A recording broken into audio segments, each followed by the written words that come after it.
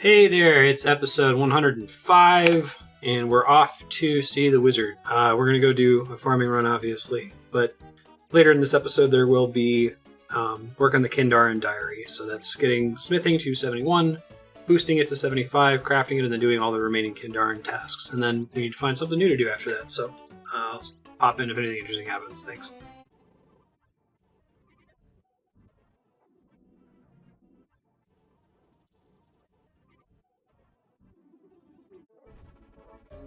Good morning. I've been in and out for farming runs. We got another one just on the weekend. I don't get to play as much back-to-back. I do have time to play back-to-back today, though. So I think the plan is I'm going to go do a farming run, and then I'm going to steal seeds until I have enough seeds for the next farming run, and I'll use the intervening time to try to knock out 71 smithing. I'm just going to do it at the regular furnace. Blast furnace seems like it's too much for this. And I'm pretty close to 71. And then after that, I'll get a bunch of orange spices, and we'll try to do this diary entry, and then we'll work on the rest of the Kindarin Hard Diary. So, got a plan. Actually, I think after I do the farming run plus the thieving, I'm going to go do Tears of Guthix, because that's triggered for today. May as well throw some of that 10% bonus XP on a runecraft. Might want a higher runecraft for other diaries in the future, who knows. So I'll see you in a bit.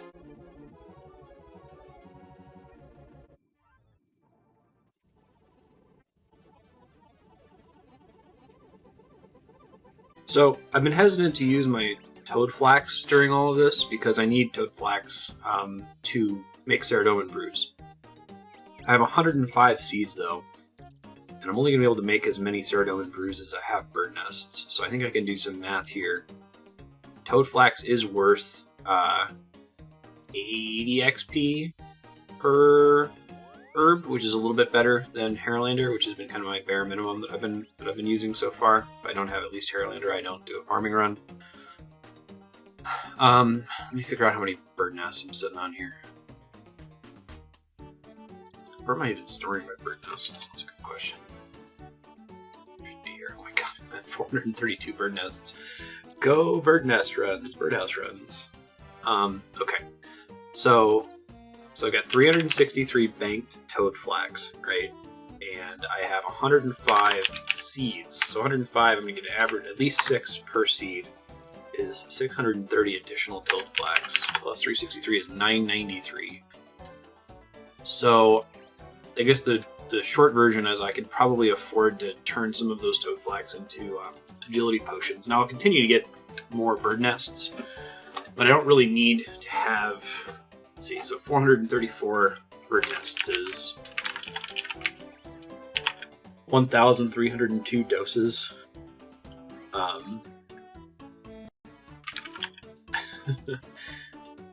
We might be okay.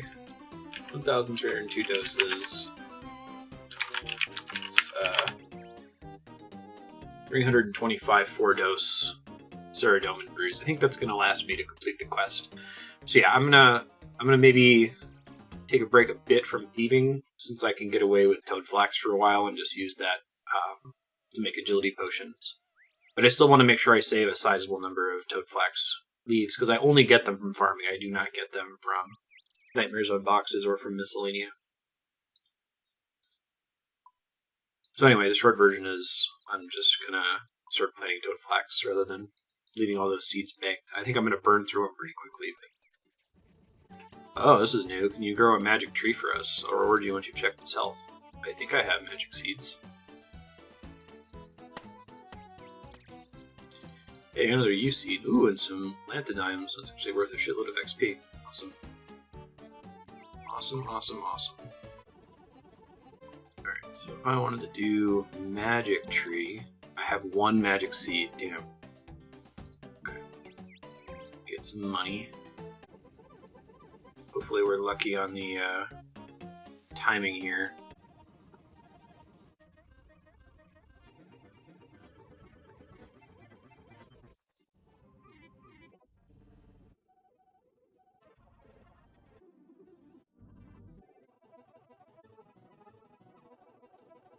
I just plugged everything into my calculator, and I think I have enough XP in leaves banked, herbs banked.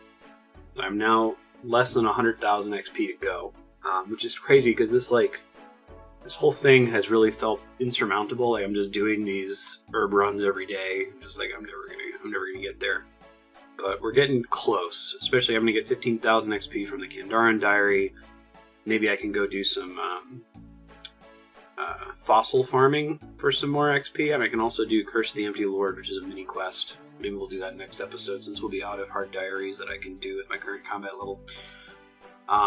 The short version is that we might be getting close.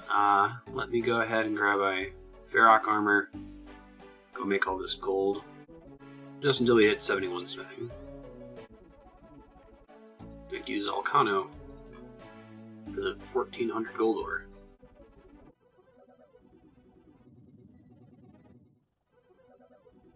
According to RuneLight's projection on bars per hour, I should be able to finish this in less than an hour. So enjoy the fact that it's fast forwarded.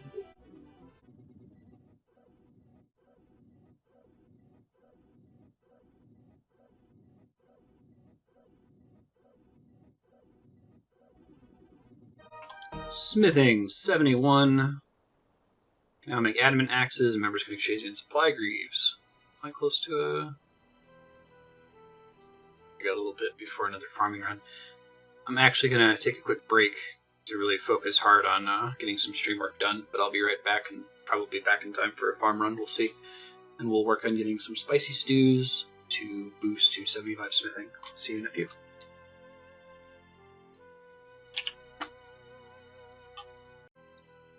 Hey, I'm back. Done a little sooner than I expected, so not time for a farming run yet. Since I'm in Edgeville, I'll go ahead and get these orange spices real quick. Need my cat. Got to put some Alcano away. Cat, and I need my Karambwanji. I think that's it. I'll have to go buy more stews from the Warriors Guild later, but I can wait to do that for a sec.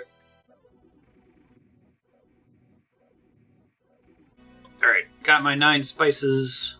Accidentally got 2 yellow spices, but that's cool. I'm sure I'll find a use for them later. I'm going to go to... Well, actually, I keep forgetting. I got to go do Tears of Guthix. I'm going to knock that out. And then I will go buy some stews from the Warriors Guild. We'll mix the stews. We'll go see if we can boost for this diary entry. 75 smithing. And we'll do the rest of the diary steps. Probably have a farming run somewhere in the middle there. Pretty close to it triggering now.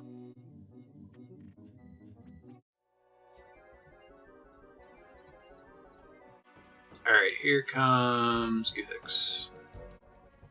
Now with the 10% bonus from Diaries.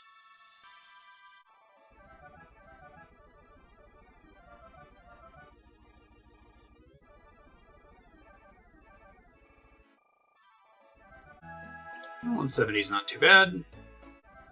11,220. You receive an additional 10% experience for completing the Hard Lumberage Achievement Diary. Hey. Cool.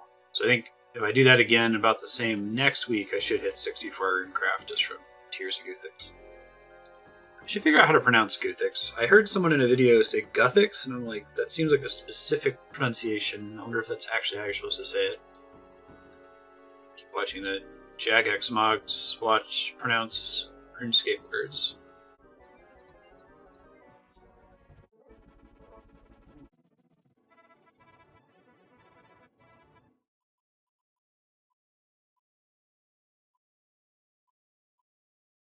Okay, U-logs, adamantite bar, hammer. I guess I'll go ahead and bring my runes to get out of there also. And I need to bring the spices. There we go, I can bring some runes.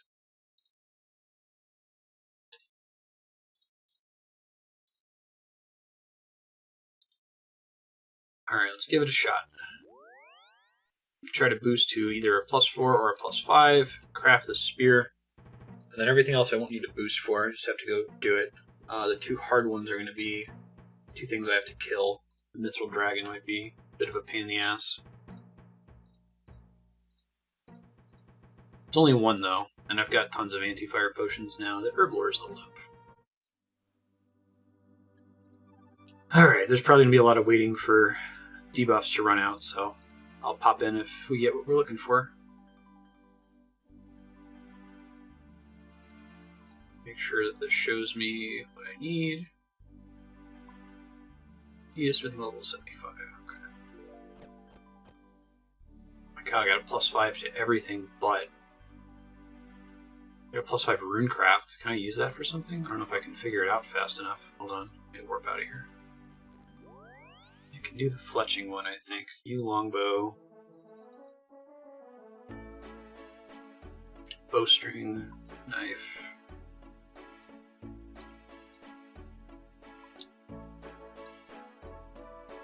Woodcutting axe.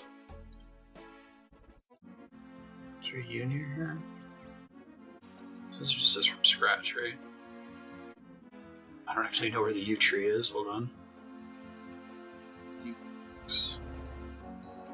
trees. South of the village in the graveyard. Okay. I'm hurrying. It takes forever to cut one. Hopefully I get it in time. Now there's an insane number of +5 boosts. And I have 60 seconds to cut one new log. Come on, game. Serious? I can't chop one now? Oh my god, I'm not gonna get it. This is insane.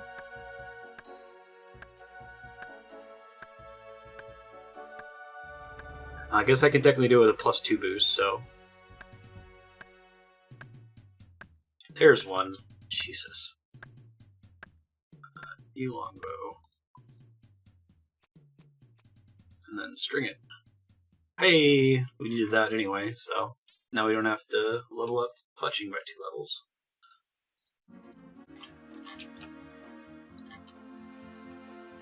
Curious. 63. Craft some death runes. Okay. So the runecraft boost wouldn't have helped me, I don't think. Yeah. The next thing I would have needed would have been like 76 rune crafting, and that bonus wouldn't have gotten me there.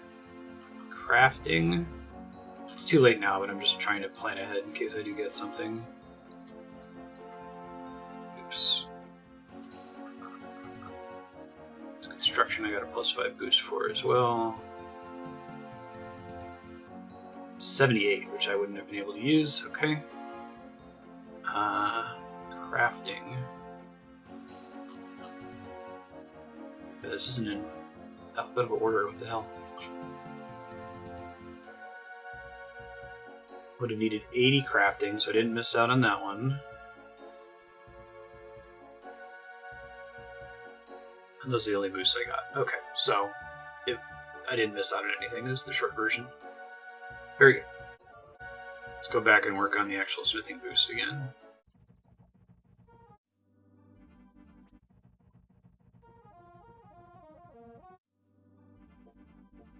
I got 2 more. I got a -1 smithing. Waiting on that to pass. -5 smithing. That might be too long of a wait. I'm gonna go Clan Wars or something.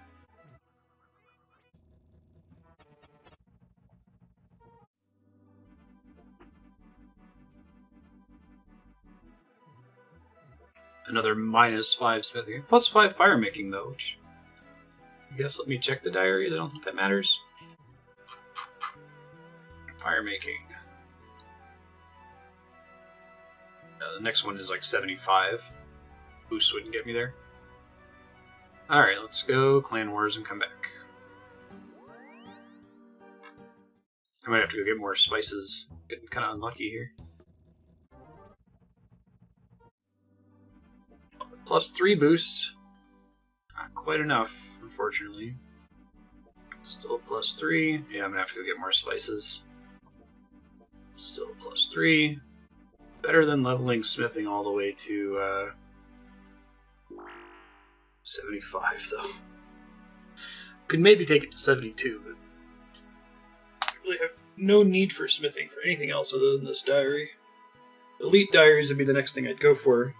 I guess once you have the quest cape, the Lumbridge Elite Diary, which lets you not need a Drahman staff to use fairy rings, is actually pretty easy to get compared to all the other Elite Diaries, but one of the things it requires is 88 smithing, and it's just like, no. My highest skill in the game is an 88. It's 84. Even 83 sounds miserable.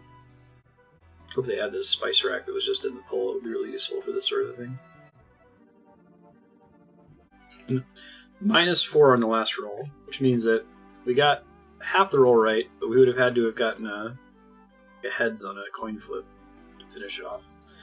Alright, I'll go get some more spices. I think I got enough bowls, and I don't need to go get more bowls of stew.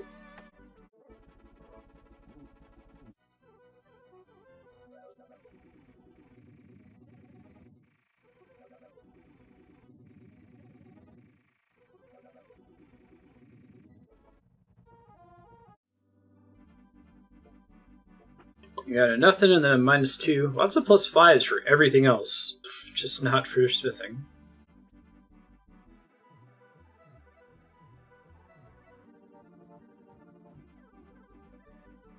There's a +5 boost. Alright, give me spear. I was in a mode of like not expecting it to ever happen. So then it happened. I wasn't sure what to do. Alright, back to Diaries. Let's see, what does it show us that we have remaining in the game? One of them's a Mithril Dragon, which is going to be fun. Enter Sears Village Courthouse with Piety turned on. Burn some maple logs with a bow in Sears Village. Kill a Shadowhound in the Shadow Dungeon. Kill a Mithril Dragon. Have the Sears Estate Agent decorate your house with fancy stuff. So the Mithril Dragon is definitely the hardest one. It is time for me to do a farming run, so I'll do that really quick, and then we'll come back and do the Mithril Dragon and other things. Shadowhound and so on.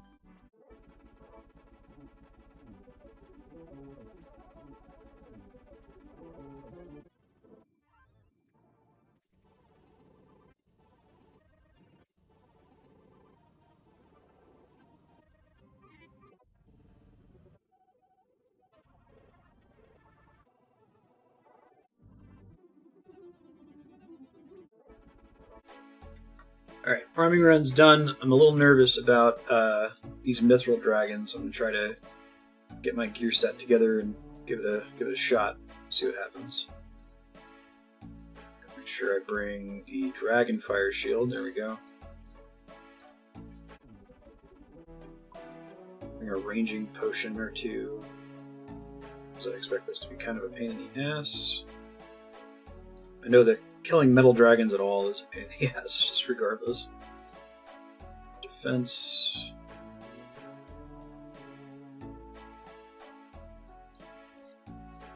Can I use this crystal dust? I can't. Can't use it on the ranging potion. I think that requires 74, and I want to boost just to make one of them, you know. Alright, so we need some anti-fire. And I'll need some food. So I'll bring the potato with cheese if I can get away with that. Need a games necklace to get there. I'm going to bring a one-click teleport in case shit goes south. I think that should be all I need. I'm trying to think if there's anything else I want to bring. I do really like the premise of the divine potions. It was a neat way for the devs to add a upgrade to potions without breaking the balance of the whole game. I know that they're like cautious to add new stuff to the game that changes the way combat works, but just making it so that they give you the same stat boost but they don't degrade, it's almost just like a quality of life upgrade, which is very smart. There's a lot of this game that's really smart. I think the player base is a little hostile towards change. I guess that makes sense. It is old school RuneScape. Fairly conservative player base, but... Dive in the whirlpool. Look up. Mithril Dragon. Ancient Cavern. Need to figure out where they are. They're actually pretty close to where you start. Over there somewhere. And there's one. There'll be some other staircase or ladder I can use to get up to them. Brutal Greens. Climb stairs. Here we go. I think we found one. Should have brought up Prayer Potion. Oh well. I haven't gotten a single hit on it yet. Even with the Ranging Potion and Eagle Eye. There's one hit. Jeez. Yeah, my Total Prayer might be getting in the way of my success here. We'll see. So I end up having to leave to go get Prayer Potions. Looks like its missile attack hits through Prayer. I'm just hoping it won't regenerate too much. I'll go ahead and leave now and get the Prayer Potion. Waste too much progress on it. We will win eventually, it's just going to be super slow.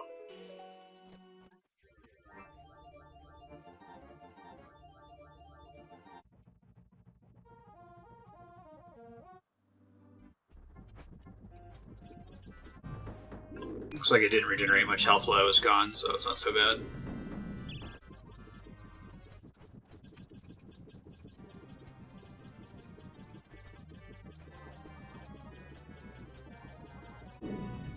Victory! That was a pain in the ass. We're in Battle Axe, that's cool. Some money. Alright, let's get out of here.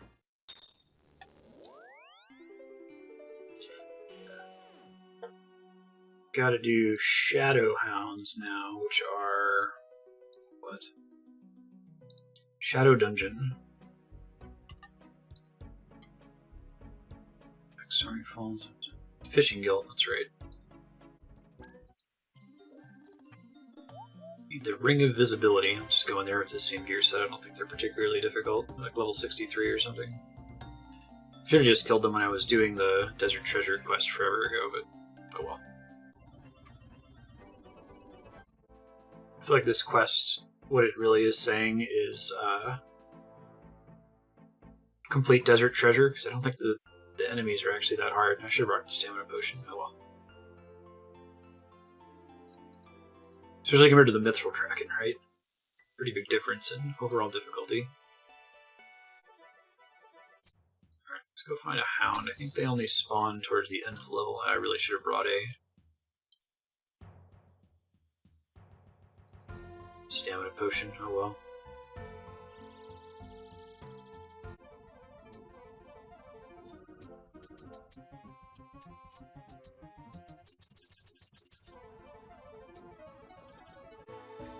Alright, Shadowhound task complete. Let's see, we got... the rest of them are all super easy. Oh, they're all done in Sears Village. Convenient. Enter the Sears Village Courthouse with Piety turned on.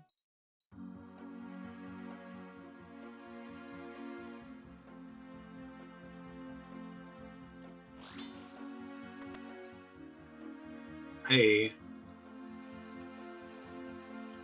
Okay, it's the one that required 70 prayer. We mostly did that for the Mauritania Diary, but it's in the benefit here. Didn't really think about that before. Burn some maple logs with a bow in Sears Village. I think I have maple logs banked. If not, there's some right out here. Maple logs. Use that bow I just crafted, why not? Barbarian fire making, most useless thing ever.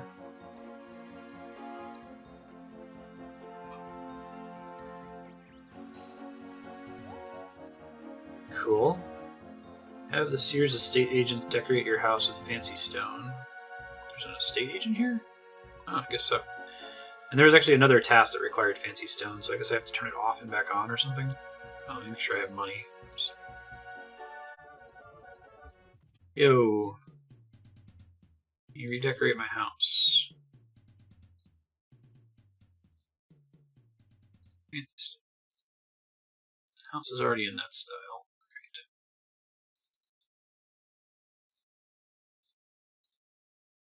Basic wood.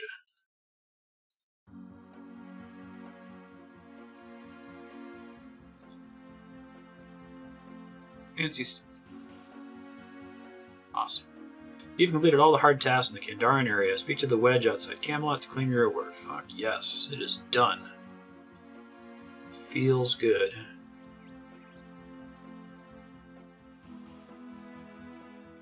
I've been thinking about changing this teleport location since...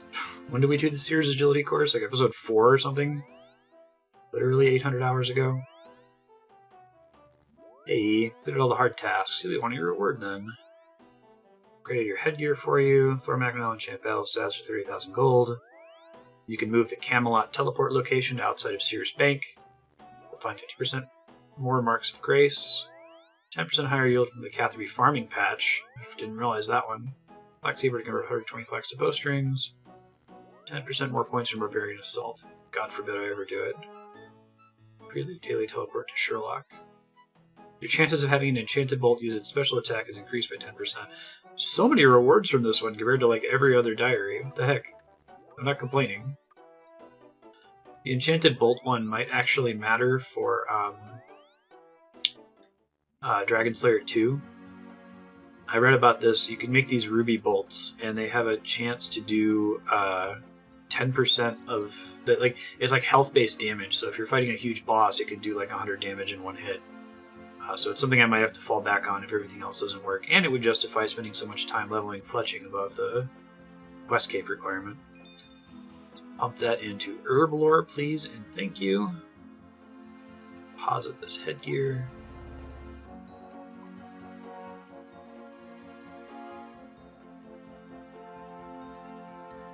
I kind of want to run a classic agility course here, just for fun. See what it's like now that I teleport at the end of it, basically. And I actually, maybe not, well, maybe this episode we'll see, but I kind of want to get a bunch of Marks of Grace. The reason for that is that they're worth a decent amount of Herblore XP since I already have Super Energies and Aventos banked. I'd like to have more stamina potions. I'd like to have effectively unlimited stamina potions where I can use them without worrying about running out of them. So part of it is you get reduced Marks of Grace if you're 20 levels over a course, and this course is level 60. So that would put a hard cap on how much agility I could possibly do here. I wouldn't do more than level 80, currently level 73. But really the main reason I would be doing it would be to get Marks of Grace in order to get, basically turn my banked Super Energy Potions and Avento into more Herblore XP to speed things up a bit. I think it's actually the only skill that I can work on right now, maybe other than Slayer, that directly grants me Herblore XP. Obviously, other than farming, too. The problem with Slayer is it depends on the task I get, and it's not really a predictable income of herbs. But the Marks of Grace, Amylase Crystals, is a predictable amount of Herblore XP. So I'll think about it. I did the math on it, and I would need to get fewer Marks of Grace than I needed to get the Graceful set in order to turn all of my potential Super Energy Potions into Stamina Potions. So it wouldn't be anywhere near that long of a grind, and it should be faster now that I got this upgrade. But my understanding is that... You can figure this real quick. My understanding is that now the Sears Village Agility course is like the second most efficient in the game for quite a while. Because instead of running all the way to the end when we get to the end, we simply teleport back to the bank.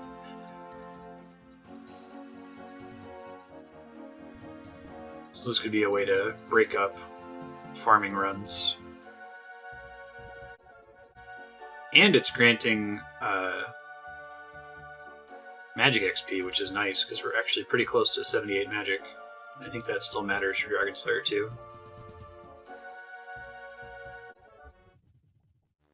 Yeah, so if we were to do that at length, I'd want to have a air staff equipped, but that seems pretty feasible, so maybe we'll do some agility. Okay. That's another hard diary done. I think that's all we can do for hard diaries without getting to 100 combat. Let me just review the requirements really fast.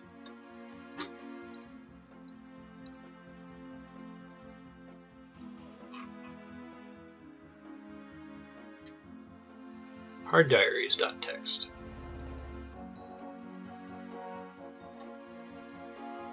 Arduin's done. Oh, did I never save this text file? Shoot.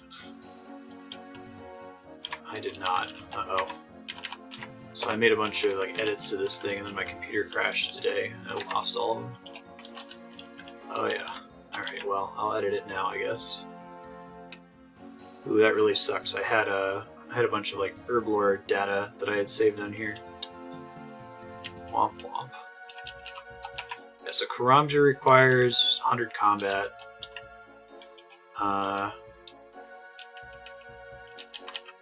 Bridge is done, Mauritania is done. Iraq is done. Western Provinces requires 100 combat.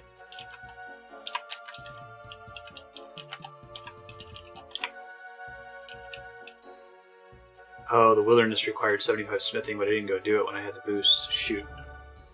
Yeah, but the Wilderness also requires me to kill a player. I don't know if I want to fuck around with that. Desert requires killing the Calphite Queen, and I already tried that, and it didn't seem feasible with my current amount of gear.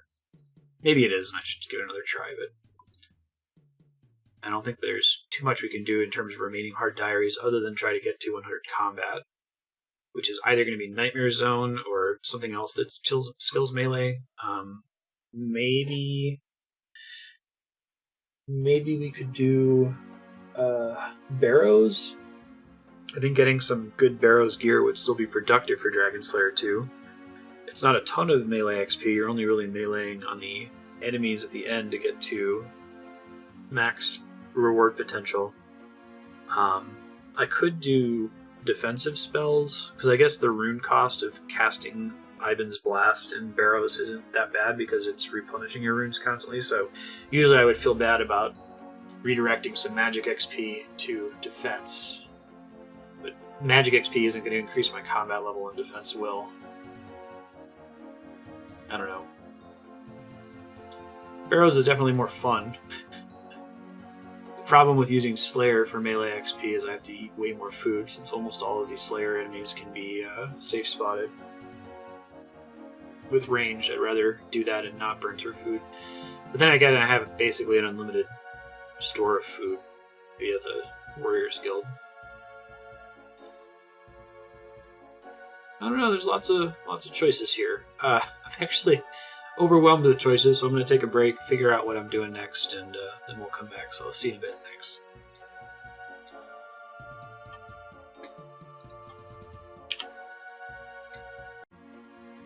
Okay, I think I've come to a solution.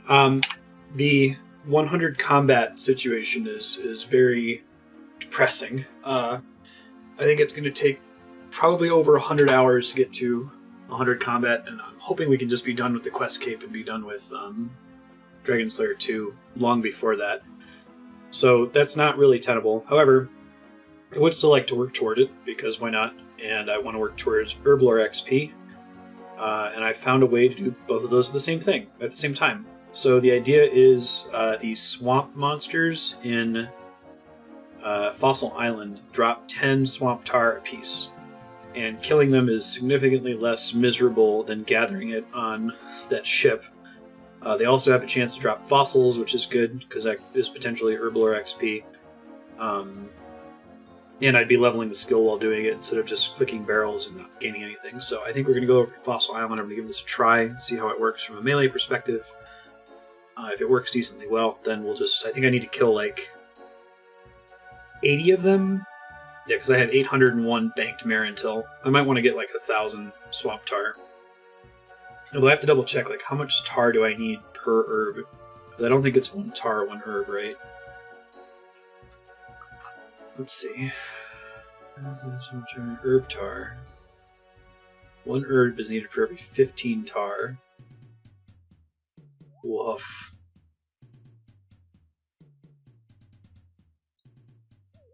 God, that sucks. Okay. Well, let's try it for a bit, see how fast it is. If it's really, really slow, then maybe we'll go to the ship and collect tar there. I hate it. I hate it so much.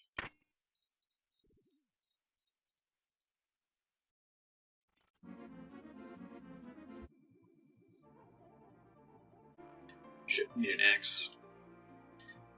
I guess I could try to chop mushrooms while I'm doing this. I don't know, that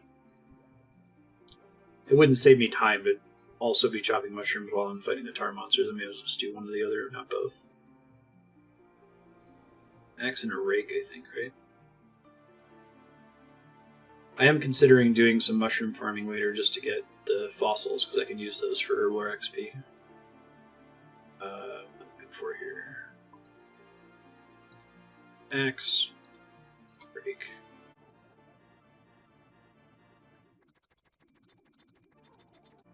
Okay, these things are way too accurate for this to be worth it. I'm going to have to gather it on the stupid boat. I really don't want to do that. I'm so slow. We also have way too much health.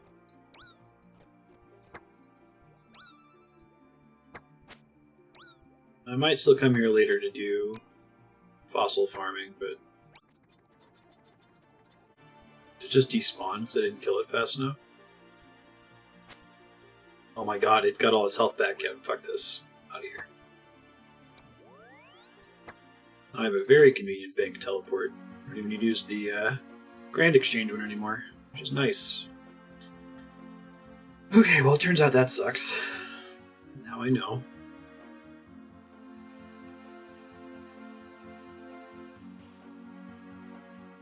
Let's go do the far worse thing. Gather tar on that stupid boat.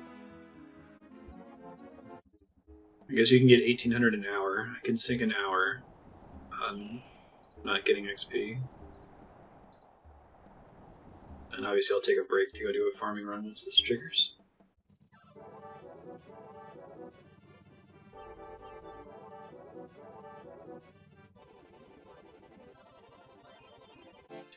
Okay, I can't bear to do this. I keep forgetting that it's not... Like, I need 800 times 15 tar, not 800 tar. See, I can't do this. It's too much. There's one thing I can try. I guess I can maybe use the potion from Dream Mentor, I think it was called. But I'm not sure if I can still use it after the quest is done. Let me check. I still have the vial. Can I use a Marintil on it? Nothing interesting happens. I have to use it with like a water source or something? Let's see.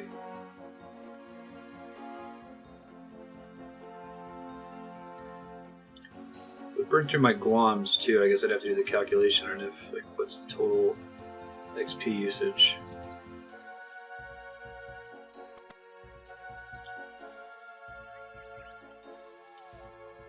Vial, Marvial. That gave me. Just give me XP? I didn't see if I got a drop or not. Marvial. Maybe by using a Marintil on the empty vial after water is poured into it, grants 84 Herblore XP. It's actually pretty good. As long as I have a way of dumping it. Let me check here. 68. This might actually be ideal. Hold on, let me check.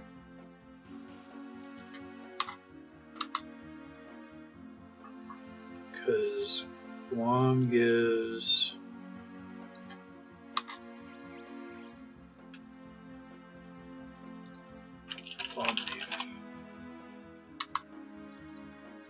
Guam gives 25 XP, best case scenario.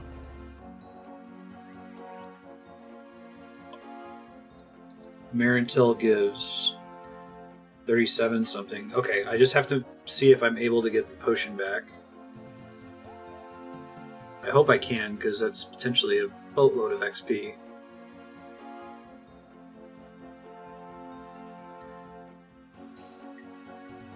That also gives 84, holy shit. Destroyed and received again from Baba Yaga. Okay, if this works, then this is awesome. I'm super pumped. I have a feeling it's not going to work, but I want to give it a try. Because it gives me a ton of XP density for my 800 banked Marintil and my 500 banked Guam. As So let me head out to Lunar Isle and see if I can make this work. I will do this for the rest of the episode. If this works, if I can burn through all the XP that I have banked from Marantels and Guams, that might put me in range of 77 Herblore. And then we can finally be done with that and just focus on everything else involved with wrapping the Tin Man project. If I say that Guam is 84 per leaf and Marantel is 84 per leaf, then we're done. Yeah, okay. I mean, I'd have to make all of them, which seems like it's kind of a pain in the ass, but I am down to try.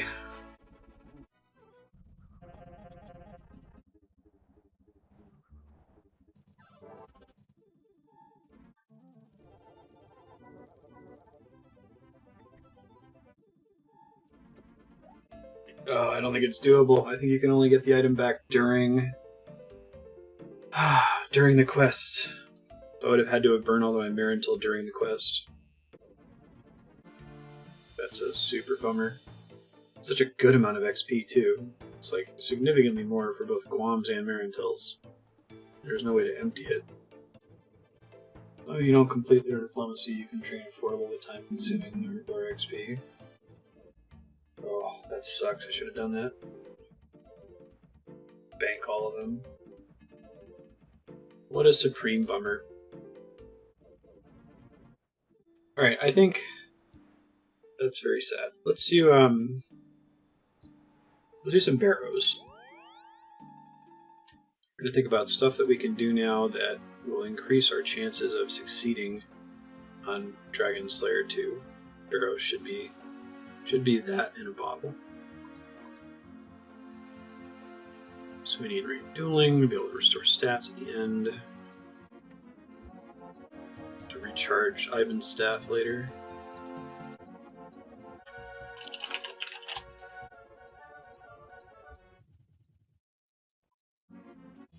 Oh, I bet if I start bringing stamina potions to barrows, that'll speed things up a bit. Should add those onto my tag.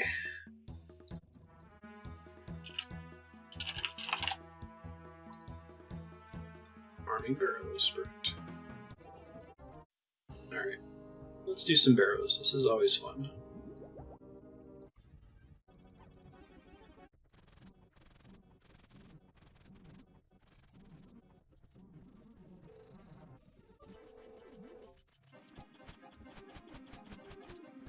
Alright, let's open the chest. What we get?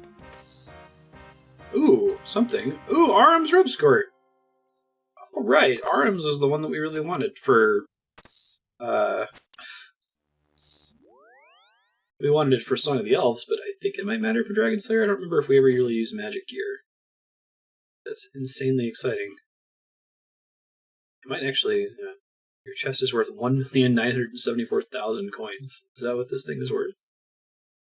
It is. Well, that's fucking cool. Glad we ran in and gave it a try. Sweet.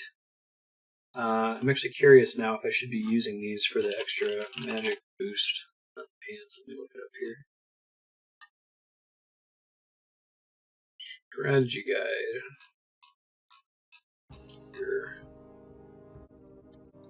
It doesn't specifically recommend it. Let's see. Maybe because the defense bonus on the plate legs is so good. It's a much better magic attack bonus than what I currently have, though. I'm doing something that's mostly dependent on attack bonus and doesn't care about defense. Anyway, that's super cool. I'm very excited about getting that drop. Maybe would have made the Song of the Elves a little bit less ridiculous.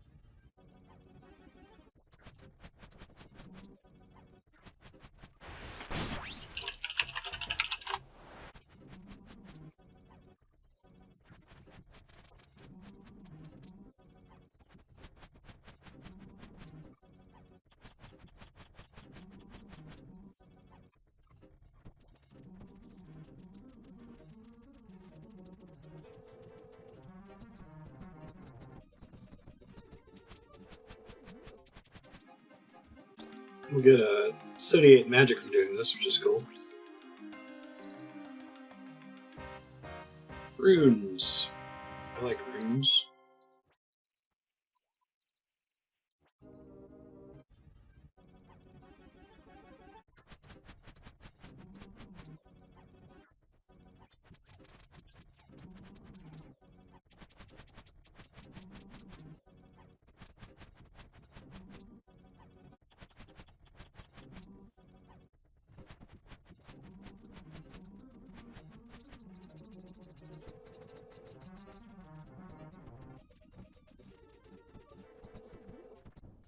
Alright, here comes a chest. What do we get?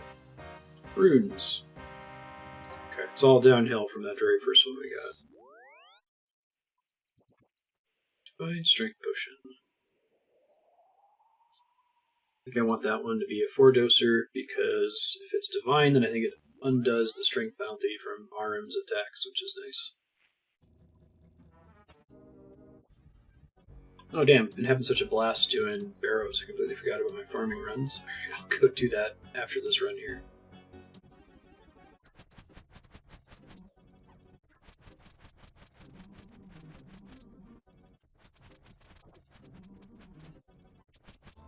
Hey, Magic 78. Got dismissed immediately, so I'll have to look up what that means. What did we unlock? So, resurrect crops with Arceus Spellbook, but I feel like it's probably not worth it. I guess I can get the Arceus Spellbook without too much trouble, but the big issue is I use all of my other teleport spells. Maybe if I mostly make tabs out of it. I can make a teleport tab for all the teleports I use for farming runs. I have to look into it. I guess the idea is you only go and get resurrect crops if you run into dead plants. Maybe that makes sense. Expensive to cast, don't use it on cheap seeds. So maybe if I had like an expensive seed dye, but I'm mostly planting those in the disease-free patches. I guess I could cast it on something like the magic tree that I planted. That would be a bummer if I lost it. Alright, let's look at the other teleports here. Gazard teleport, Port Gazard. Dariac teleport goes to the Crazy Archaeologist.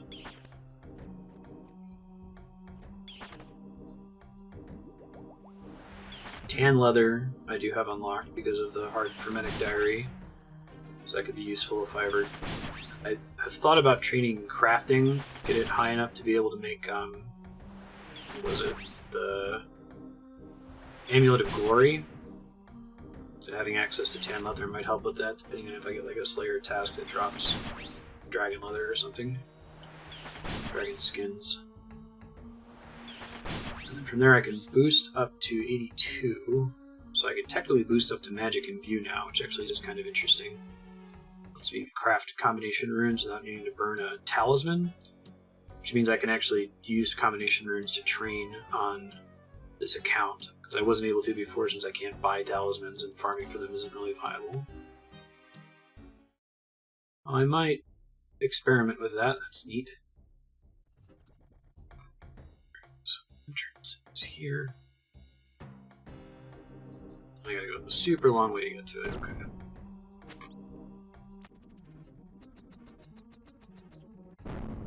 I can craft Barrows tablets soon. I need 85 magic. Wait, let's see. 83 magic. So I can't boost to it with magic essences or magic potions. I don't think, right? What do magic potions? How do magic potions work? To really raise the player's magic level by 4. Fixed. Okay. So if I get one more magic level, I can make Barrows tablets. That would be really nice.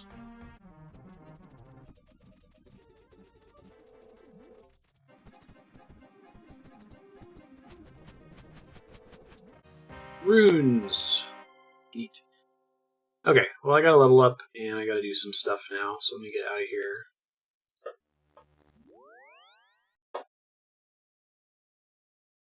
I think, let me think here.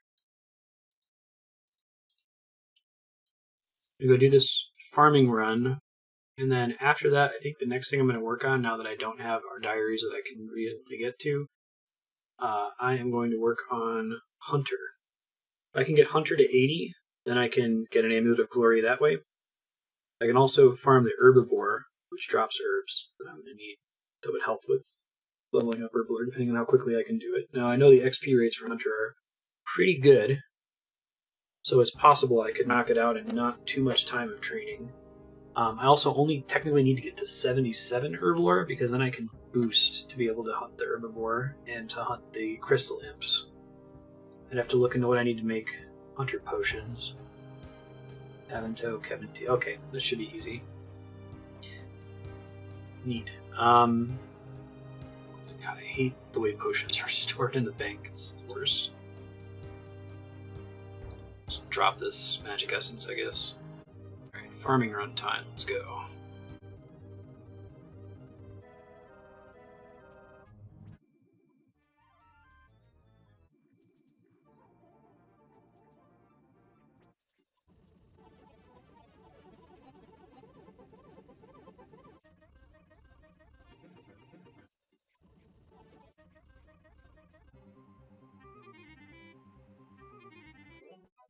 Pretty frustrating. I had an agility penalty from doing barrows, which I completely forgot about, which means I can't teleport onto the roof anymore.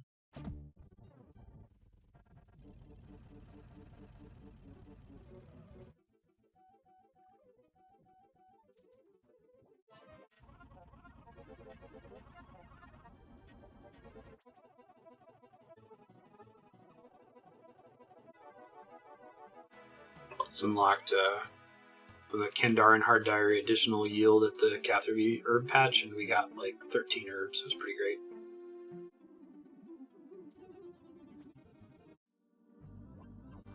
Getting super close to 76 farming, which is cool because I'm able to boost to plant dwarf weeds, which are worth how much Herblore XP? 162 per usage, and gives me ranging potions, which I need. So that will be very nice indeed. I also have a decent number of dwarf seeds banked, if I recall correctly.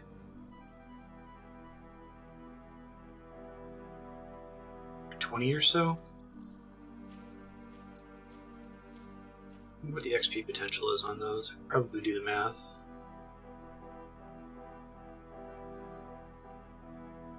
Okay, so since finishing the Hard Diary, I've been out of ideas of things to do, because the other ones all require 100 combat, and it would take way too long for me to get to that. So I think what I'm going to do is Hunter training, hardcore Hunter training, to try to get to 80 Hunter, or at least to 77 Hunter, so we can boost to 80 Hunter. That way we can catch Crystal Implings, which give us a chance at an Amulet of Glory, which would be a really nice combat upgrade, just in general. It will also let us catch Herblore, which is not only a source of more Hunter XP, but also a source of herbs and Herblore XP just for having harvested it. So that would be fantastic if we could do Herblore. It might take a little bit of work, but I think that, again, the XP per hour for Hunter is pretty decent. You just have to go heads down and just focus on grinding it up there. I might want to take it all the way to 80. I think getting to 77 and having to use constant Hunter potions might be kind of a pain in the ass, but we'll see once we get to 77 if it's possible either way. I'm going to step away and take a break. When I get back, we'll probably do another farming run, and then I'll pop over to the wilderness and do some black salamanders for Hunter XP. See ya! Hey, I'm about to pop out to get some food, so I'm going to do a quick farming run here.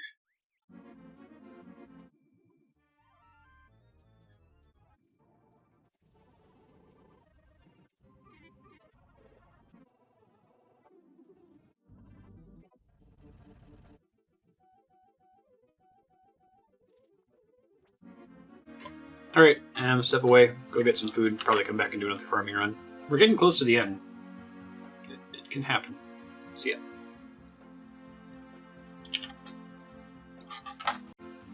Yo, I'm back. Let's go do some Hunter training in the wilderness.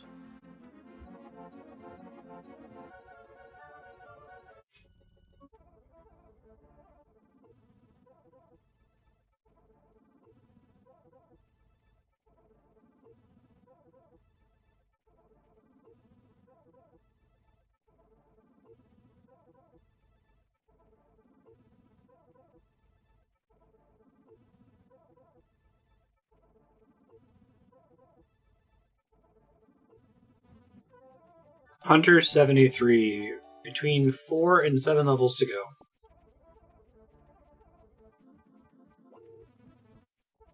So technically, 73 Hunter, I can do Black Chinchampas, which are like one of the most popular items in the game to PK people for, I guess.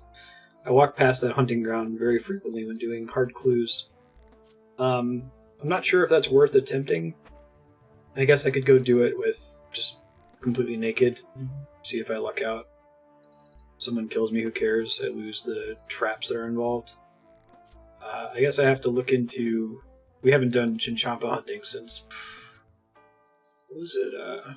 Eagle's Peak quest several hundred hours ago. So I need to remind myself how it works. I guess the XP is pretty good, and if you can get out of there alive with an inventory full of them, then that's pretty good.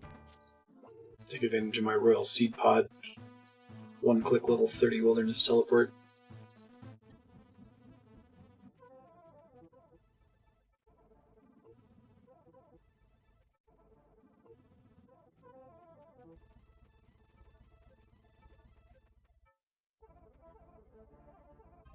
Right, heading out and doing a farming run, and then I might try Black Chins, because why not?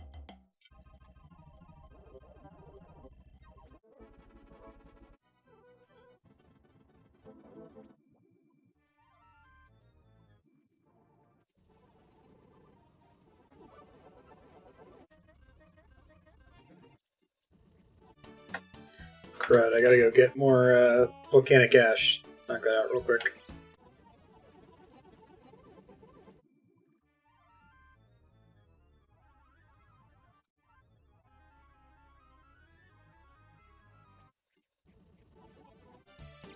Crap, I apparently forgot to get some compost here. I might have a compost potion I could burn on that. Let's see.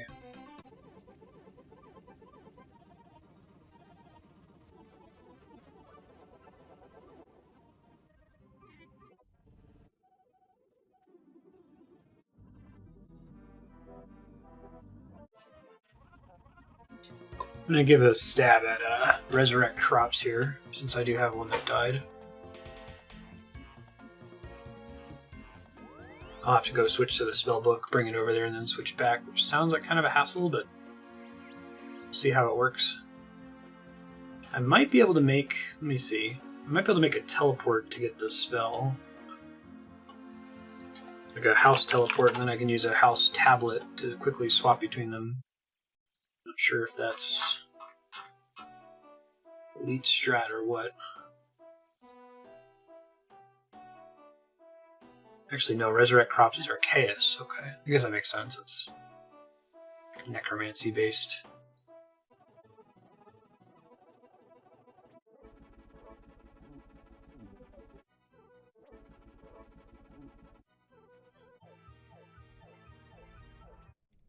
Secondaries Castle teleports like pretty close to this farming patch. Might even be a little bit closer than the Ectophile. Let's try this newfangled Resurrect Crop spell. Just got access to. Hey, it worked! Oh, but it resets it to whatever state it was at. Well, that was a bad decision. I guess I saved a seed. I thought maybe it would, like, finish growing it, but... guess that's not how it works. Now I know.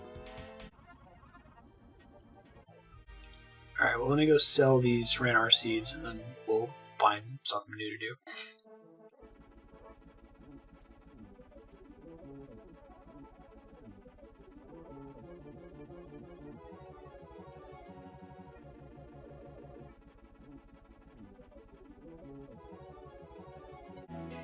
Go pick up my miscellaneous herbs really quick, and then I'm either going to take a break, come back and do another farming run, or go do Chinchampas and then do farming runs. But I think that whatever's not farming runs is going to be Hunter for a while. And then next episode I would like to do Curse of the Empty Lord. Yeah. Because that gives 10,000 XP that I could dump on Herblore.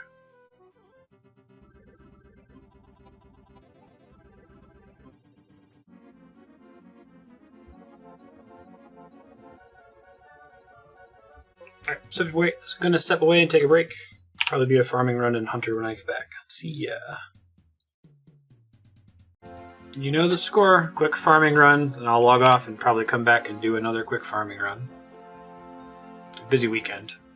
But not that busy. I have 12 minutes here and there, apparently.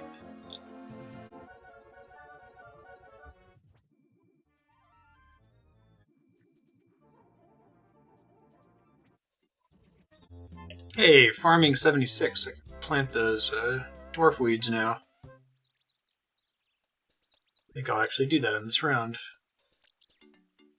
Boost to it, but it's cool. I like 14,000 farming XP from the magic tree. That's pretty cool.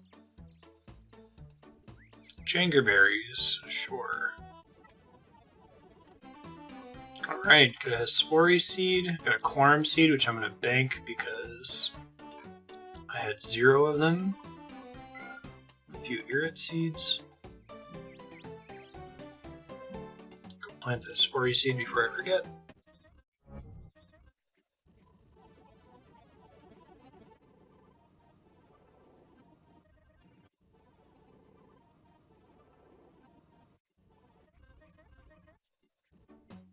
Crap, I'm out of garden pies. Go to the chef's guild and buy one real quick.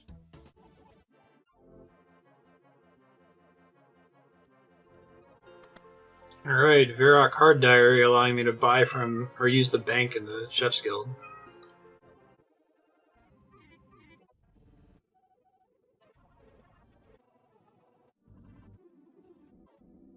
Shit, I lost track of time and thought I was already caught up on herb boxes. I am not. I need to run Nightmare Zone again. 2, 3, 4, 5, 6, 7, 8, 9, 6 more. I'm going to do it right now, but maybe start of next episode we'll do Nightmare Zone for points. Getting close to the end at least. Shouldn't have to do it too many more times. Alright, that's going to be me taking a break. I'll be back probably for another farming run in a few seconds.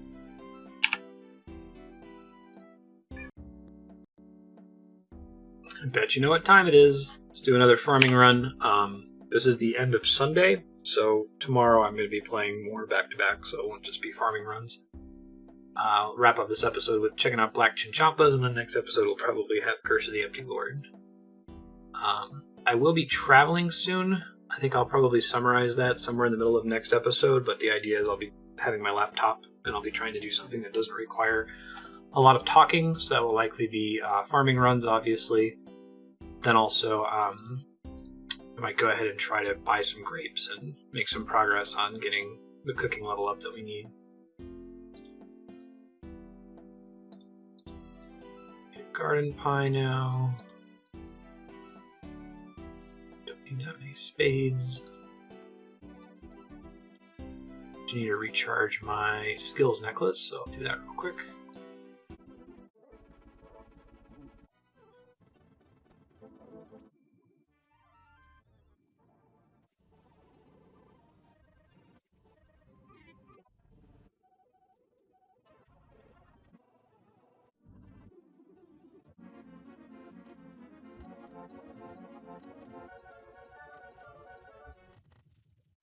Alright, so I've opened the herb boxes that I was able to afford. I still need to get like 6 more from running Nightmare Zone for points. Trying to plan ahead here.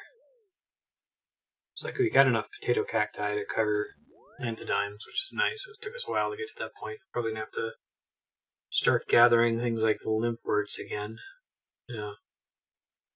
Try to remember to start planting those soon. Secondaries are gonna be a struggle not long from now.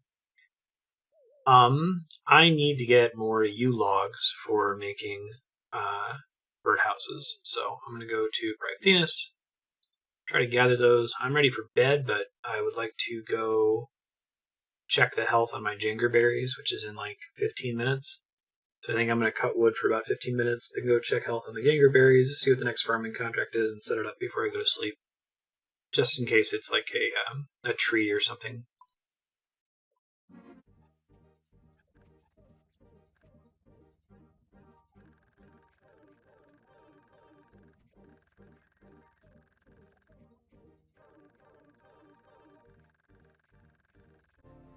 So doing the math, I am super close to being able to just do it.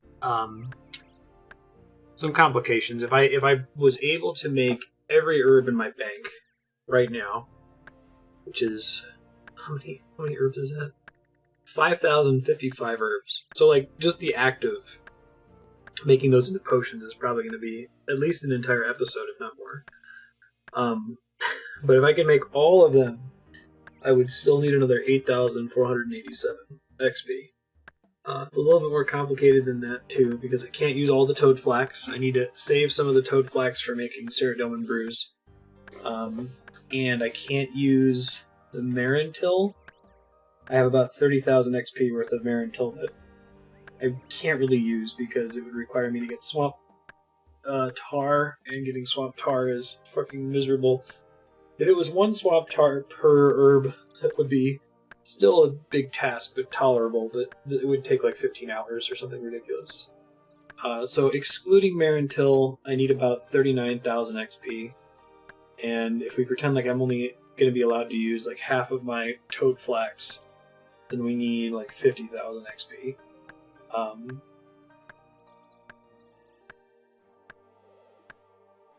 We'll get there. It's much closer than where we started. I think when we started, we needed like 700,000 XP. Yeah, because it's like 700,000 XP to go from level 1 Herblore to level 70 Herblore, and then it's like another 775,000 XP to go from 70 to 77. All to make one potion. That was pretty necessary to beat Song of the Elves. I guess while I'm cutting this wood, I can explain. I'll probably explain this again next episode. Today is November 24th. U.S. Thanksgiving holiday is coming up soon. This upcoming Thursday. Today's Sunday. I'm going to be leaving Tuesday through Friday, so it'll be my longest time away from my machine. I usually get in some amount of RuneScape, even if it's just some like AFK Nightmare Zoning or something. But I would like to do a little bit in the hotel. Some stuff that I can get done without needing any commentary. So what I would plan to do, I would like to do mixing water and grapes to make wine to level up cooking. We need to take cooking up to at least level, I think we said 89? At least 89, which is 13 levels. Possibly all the way to 90, because it might not be so trivial to boost 6 levels.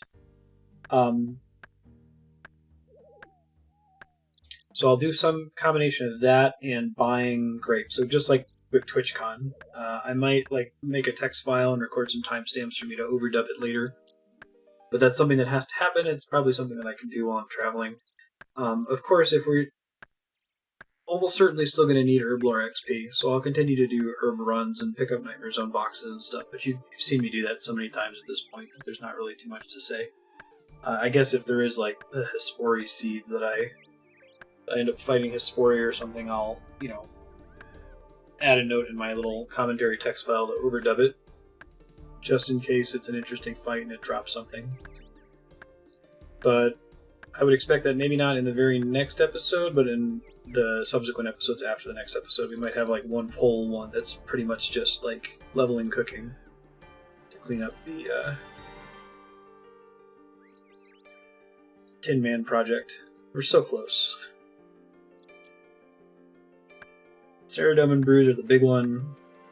Summer pies are the second biggest one. Summer pies feel a lot more like obtainable. It doesn't require all of these, because hours since we beat Song of the Elves right now is like almost 50 hours, and it's pretty much every episode has included regular farming runs. And 50 hours doesn't even really cut it, because there's had been a lot of like real time passing, Like I'll go to bed and wake up and there'll be 2 back-to-back farming runs in the VOD, but actual real time had to pass for that to be possible. Farming is brutal.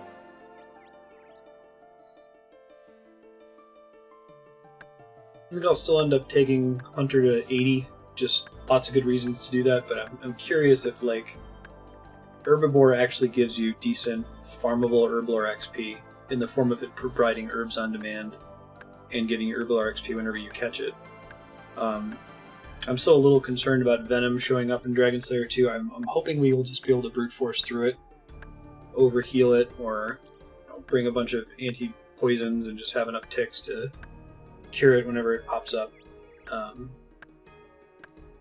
But I do want to have like a backup plan in case I do have to do some farming to make anti-venoms. If that happens, we have to fight Zulrah, and that is a whole different story. But anyway, that's my random woodcutting commentary here. I'm going to do this for about another 6 minutes, and then my Jangerberry should be ready. I'll pop back to the Farming Guild, check their health, pick up my contract seeds, request my next contract, then I'm going to go to sleep. And there's about an hour left in the episode, which is probably just enough time for another herb run. Maybe we'll have a few minutes to check out Black Chins, and certainly get PK'd, right?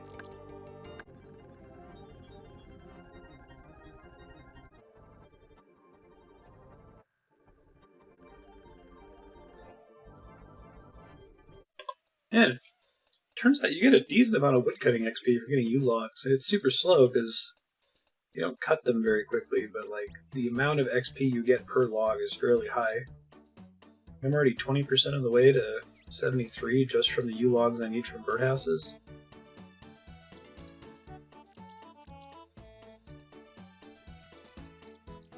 You'll be wanting your reward then. Is that like a British thing to say? You'll be wanting your paycheck then.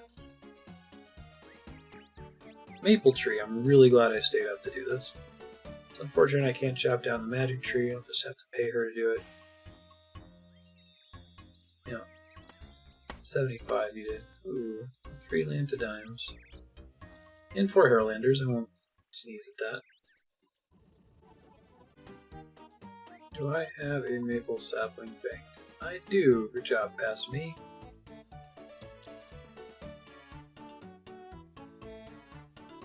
Just out of curiosity, what did magic roots even do? Magic roots.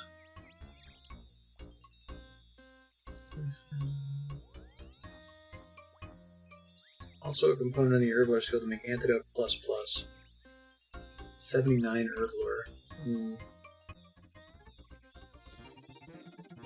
It's used to create anti-venom. I'm trying to decide if I care enough to try to get, like, brown spices to boost to cut down the tree. I don't think I do.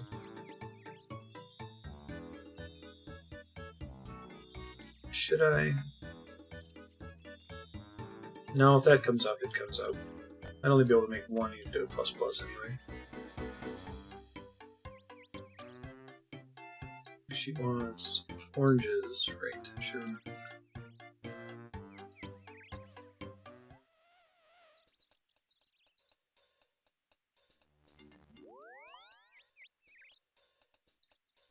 Perfect that she asked me to plant a tree before I go to bed, because it should be ready when I wake up.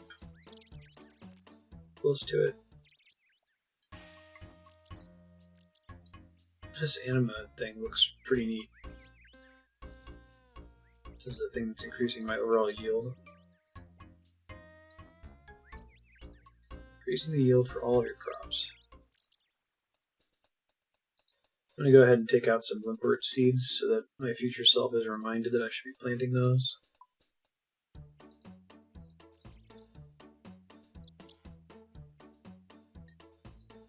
Make some more potato cacti just to future-proof it. And I'm going to go to sleep. Okie dokie. See you in a few seconds when I wake up. Bye.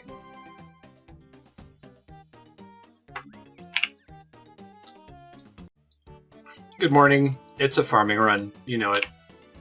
Maybe we'll have time left over to check out Black Chins. See you in a sec.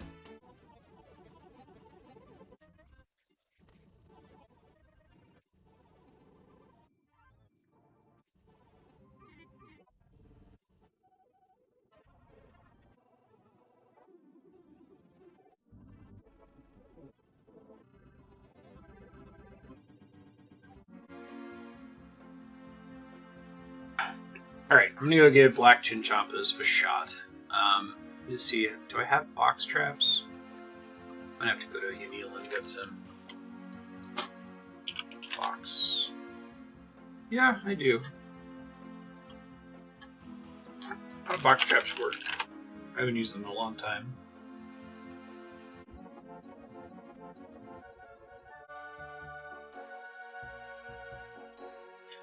I'm gonna go try it just with traps and nothing else. See how that goes. I guess I'll bring the Royal Seed Pod. Assume I can just get that back, but I need to make a quick check. Royal Seed Pod. Additional pods may be purchased for 2 coins each. Okay. I should just buy a big stack of them at some point.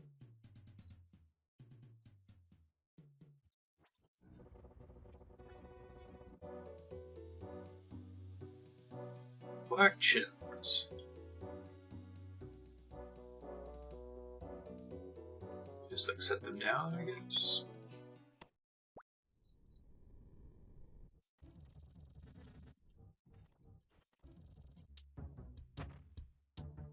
Yeah, I got one. Cool.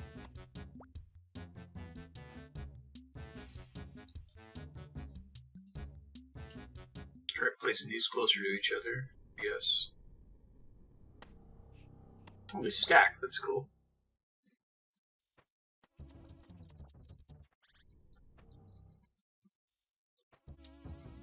Each one is worth like 3,000 gold, which is pretty cool. Which is probably why people try to attack you here. Call your chins for free. This person.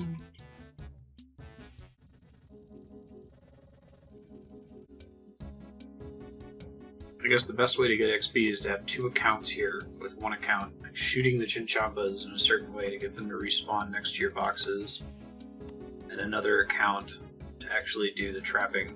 It's kind of crazy.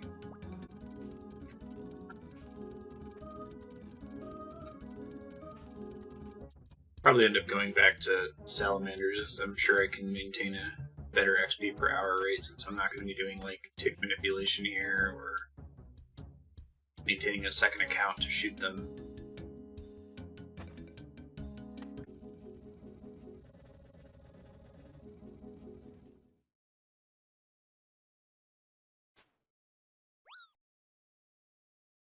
Hey, and now I'm getting BK'd. Great.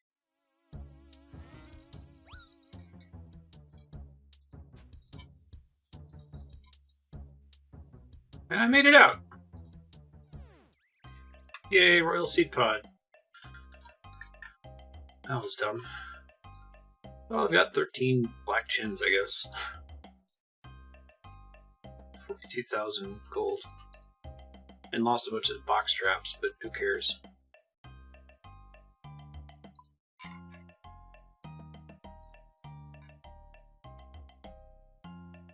Well, I've experienced what black chins are like. Here's the plan. Next episode, I need to get some Nightmare Zone done. Nightmare Zone for points. I'll try to do that as quickly as humanly possible. Looks like it averages out to about 1.5 hours to 2 hours right now. So we'll take care of that. And then once that's over with, obviously more farming runs. I might try to find something to do as soon as we sign in, just to make sure that there's a farming run that happens right before I go into Nightmare Zone. Try to get that timing as reasonable as possible. Yeah, so we'll probably start the episode with some black salamanders, would be my guess. And then we would jump into Nightmare Zone for points. I do want to do Curse of the Empty Lord next episode because it gives 10,000 XP that I'm going to dump onto Herblore, and it'll also give me a title for the next episode since I'm out of Diaries that I can reasonably do. We're getting close to the end here. It's only a few tens of thousands of XP to get Herblore to 77 now instead of a few 100,000 of XP. I'm still going to need to get secondaries for all of these herbs, which is going to be a bit of an effort, and then actually like turning them into potions is going to be kind of a hassle also. But we'll cross that bridge when we, have enough herbs in the bank to actually do something with them. Thanks for watching, and I'll see you next episode. Bye. Hey friends, episode 106. We're going to be leveling Hunter for a little bit at the start here until my herb run becomes available. We're going to go do a farming run, And then I need to do Nightmare Zone for points. Hopefully knock that out as quickly as possible. I do want to do Curse of the Empty Lord this episode, because it's a mini quest that gives 10,000 XP in whatever skill you want, which means it gives 10,000 XP in Herblore. I'm going to go ahead and get some stuff together and head out to do some Hunter.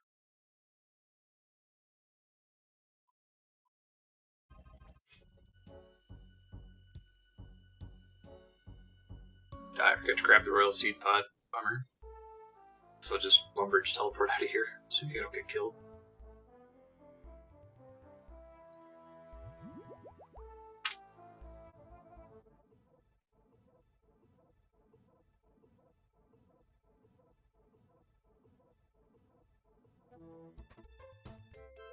Hunter 74, between 3 and 6 levels to go, and the XP rate is so much better.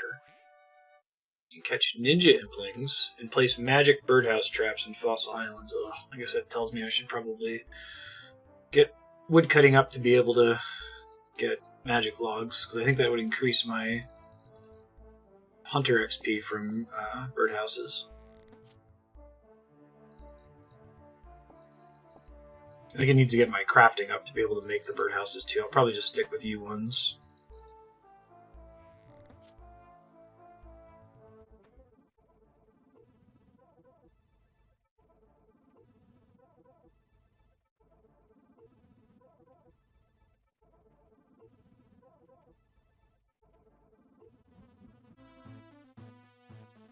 Alright, it is time to go do a farming run, and then I'm going to go get my stupid Nightmare Zone points out of the way.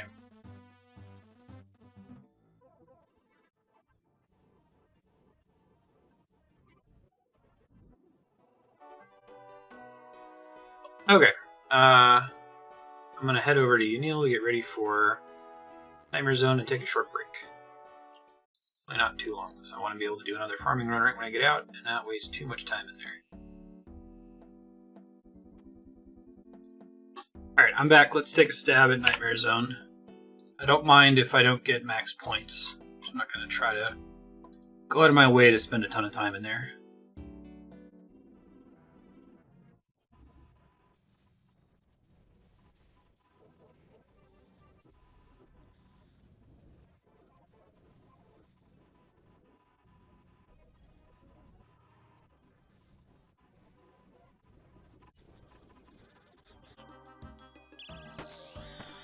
I think if I kill this inadequacy, I'll be pretty close to capping points, even though Caramel spawned. Caramel's super annoying. Maybe if I kill it quick enough, I can go Ultimate Force despawn Caramel. Though she'll be chasing me, draining my stats the whole time. It's super annoying the way she works. Can't earn any more points this stream. Fuck yeah, we did it. First time we got max points in a while. I'll get the heck out of here then. Awesome. That felt good. Cool, let's get the rest of these Nightmare Zone boxes. Hopefully that's enough points. What the fuck?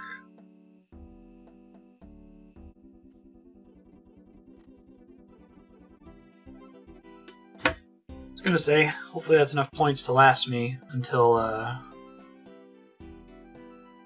my trip is done. Hopefully it's enough points that I can just pick up the boxes every day from the hotel.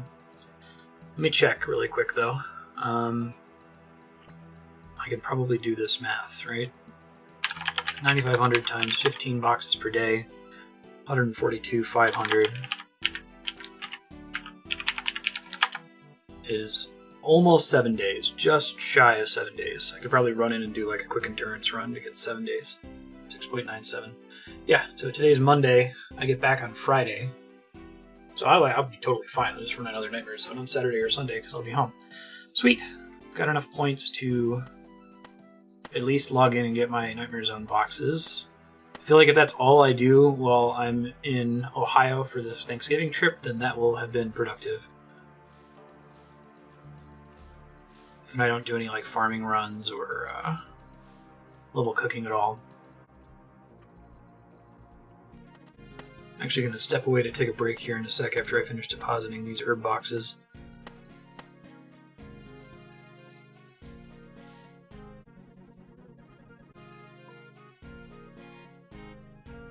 No, I guess I'll do the farming run first, and then I'll go take a break. May as well get that talk ticking, right?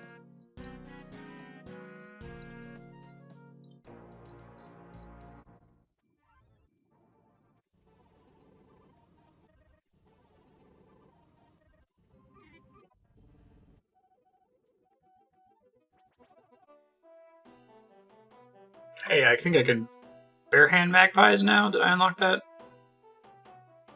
It might actually be like 75.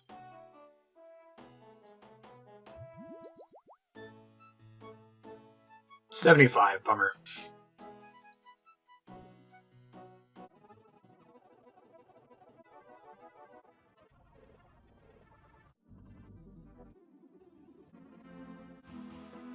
Okay, to finish my farming run, I'm gonna take a quick break. I'll be back.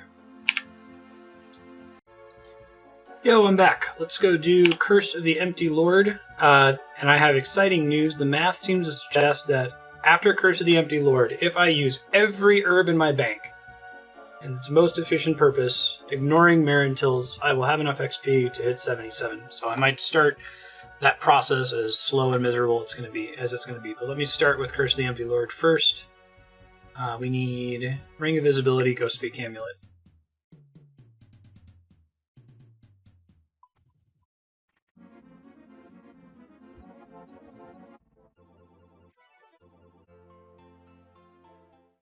Mysterious Ghost. Hello. Hello. What's up? Can't believe it. You can see me? You understand my words? Sure can. Why are you hanging around here? Tale is one of woe. No doubt you'll have little interest in hearing it. Tell me your story. I'd actually like to know what happened to turn you into an invisible ghost. If only I could make sure it doesn't happen to me. My name is Valdez. I served Lord Saradomin faithfully for many years as an explorer of this strange land. Remember the day the curse fell upon me, I just discovered a huge temple hidden below the ground of Saradomin's compatriots. I'm unsure who built it, but they left it seemingly abandoned. Inside I located a great treasure, the God Staff of Armadil. Oh, I rue my choice that day. I chose that day to take it so that my Lord Saradomin's power and prestige could be increased. God weapon, do you have any comprehension of the difficulty and rarity of obtaining such a thing? To find such an artifact of power lying around is almost incomprehensible. It's here in that deserted temple that I made my choice. I took the staff and left the temple for Intrana. It's the cause of my cursed state. You gave it to Saradomin and he cursed you? Seems ungrateful. My gracious lord would never treat anyone in such a matter. I'm eternally loyal to obey without question. Never managed to pass the artifact on to my lord. Vile thief Renard accosted me as I made my way to Intrana, and after defeating me with a sneak attack, plundered the staff from my person and left me for dead. I don't know what became of the staff, but I can feel in my very bones that whatever its final fate was, it's somehow related to the curse upon me. Wow, tough break. Sorry to bore you with my tale. I ask you for one small favor? I won't make any promises, but if something too annoying, I guess I could help you. Find Renard. If he has the staff, reclaim it. Find out what hideous deed performed with it. This piece of clothing as payment. Renard, the last I heard of the vile thief, he joined a group of bandits in an evil land of the northeast of here. Oh, just different things depending on what he says. That's interesting. Bandit camp near the shops.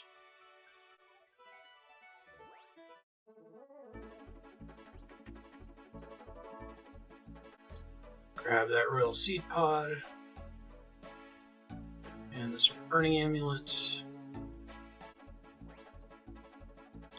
Graveyard of Shadows. Which one is that?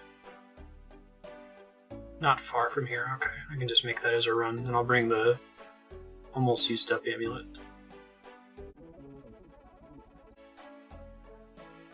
Near the shops.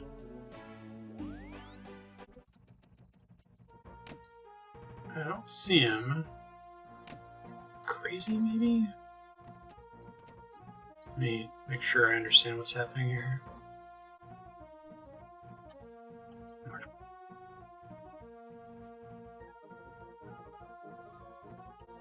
Should be called Mysterious Ghost. I don't know. Oh, there he is. Try luring these bandits into the store.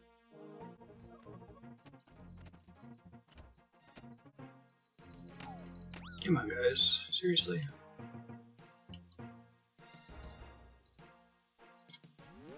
We just have to rush through his dialogue here. Let's see.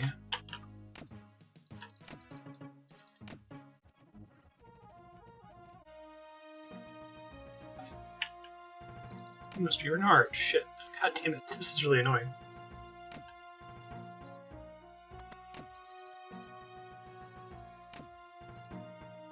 Hopefully this will do. You must be Renard. Foul Necromancer, Gloriel's Tomb. Tell me your story. Sorry, I just don't have time to read this. Let's see if there's like a text elsewhere. Staff of Armadil. General's name, Zamorak.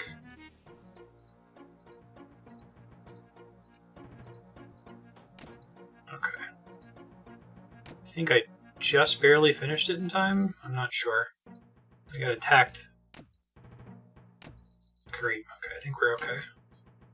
Get out of here. Graveyard of Shadows in the Southern Tomb.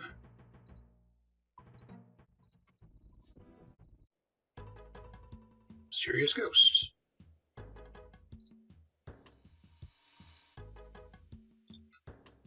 Must be Kareem the Messenger. How do you know my name?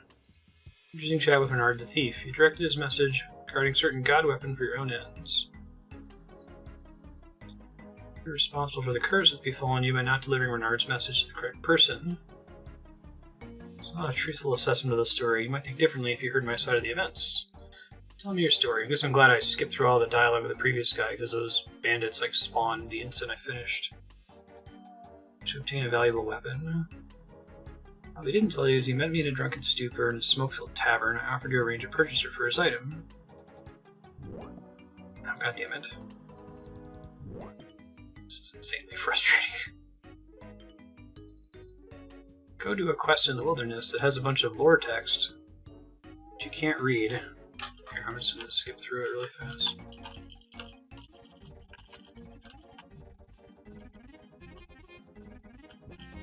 Son of a bitch, I was so close to being done.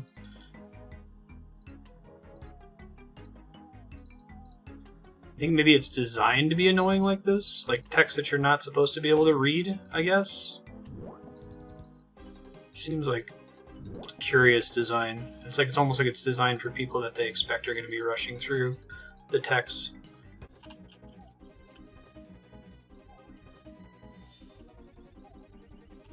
Okay.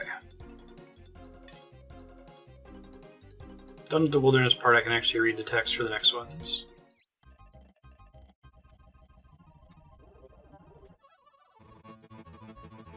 Mysterious Ghost. Must be Lanisa. Ghost called Kareem directed me towards you. That weasel Kareem's been blighted by this curse too. I like how the veil is like translucent and we can see that she's bald underneath it. I don't think she's supposed to be. Scum such as he should never been allowed to walk this world. I haven't come to try to kill you. And work out why all you invisible ghosts seem to have been cursed. Trail seems to have led me to you. I served Sarah Doman faithfully my whole life. All of a sudden I find myself reduced to this state. As I understand it has something to do with the Staff of Armadil and your refusal to tell Sarah Doman that it had been stolen. That's not how it happened at all. Tell me your story. Tell me the events of that day in your own words. Working as a spy for Lord Saradomin amongst the forces of the Empty Lord. Who's the Empty Lord? I won't give you his name, for to do so would give him power here. He's like Voldemort.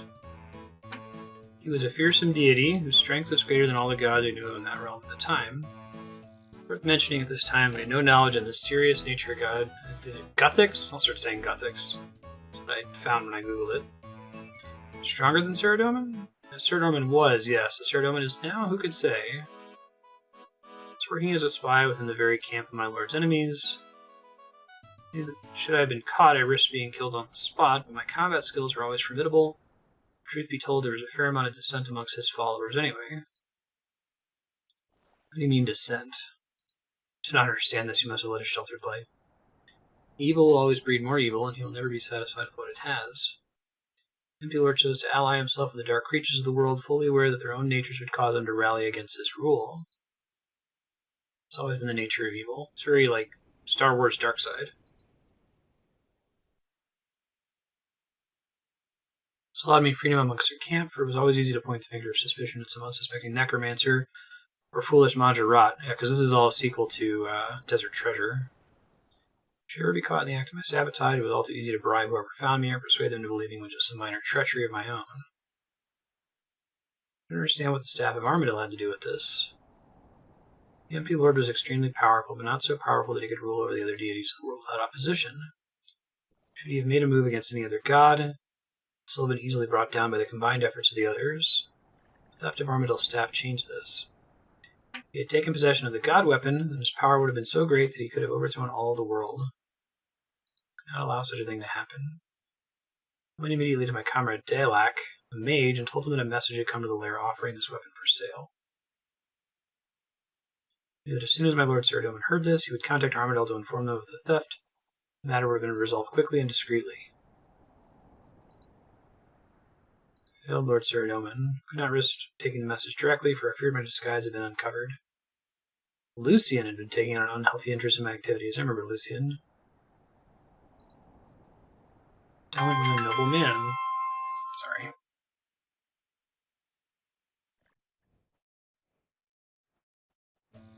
Kind of interrupted there. My wife lost a key at her job and she wanted me to search the house, so I just ran through the remaining text. Basically, she passed on the message to this other guy and didn't deliver it herself. So we gotta go track this guy down and figure out why they all got cursed. Edgeville Monastery looks like is where we're going.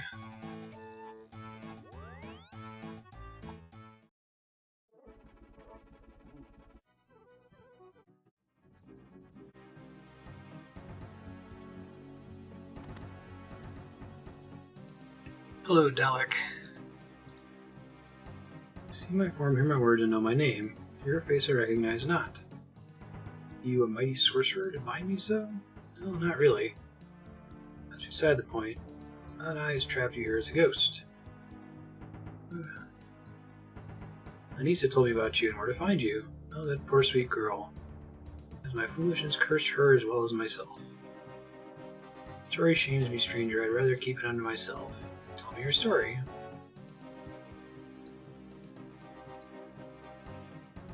What has Lanisa told you? I was working as an undercover agent of Saradomin amongst the followers of an Empty Lord.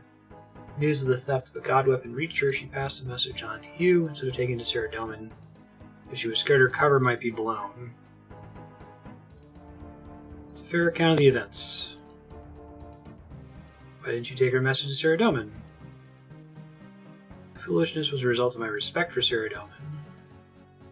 Why didn't she pass on Lanisa's message? I know not what occurred with the god weapon, but I have my suspicions. I was Lanisa's immediate superior, and I was often her contact for missions. Because of this role, I had access to a larger picture of what was happening than she herself did. A growing faction amongst the enemy who was plotting to overthrow their master. And their master being that I will not tell you. I will tempt the fates no more than I've already done. Come to my attention that the Majorat have been liberated from the control of Ixthlarin. Did not much appreciate one form of slavery to another, and under the leadership of the mighty Zamorak, making plans to overthrow their master and take his power for themselves. They were still mortal. Made the decision that it would be a benefit to my Lord Saradomin for his mightiest rival to be distracted by these internal conflicts. Decided not to pass on the report. Guilt is more than simply an action. I knew that with such a weapon, Zamorak would be capable of launching an attack that would actually stand a chance of success, but I also knew he would never be able to get a chance to use it in battle. For being a god weapon, its very presence would have sung out to their leader. To my eternal shame, I decided I would assist Zamorak and his henchmen in their battle by secretly casting the spell of concealment on the staff so they might use it secretly against their master. Okay, so he gave it to the Zamorakian rebels. Had I known a threat to my lord Saradomin Zamorak would later become, I would have taken the message to Saradomin immediately. It's all too easy to see your mistakes after you've made them. What happened with the staff? Why will these various random people have been cursed because of it? If anyone deserved to be cursed that day, it was this guy. Vigora. Vigo. An evil man, brutal and vicious and deadly with a blade. He was one of the few humans Zamorak allowed to rise to a position of power amongst his rebels, possibly because he imitated those same qualities of Zamorak. If anyone knows what Zamorak did with the god weapon to have caused this curse to have befallen us, it would have been he.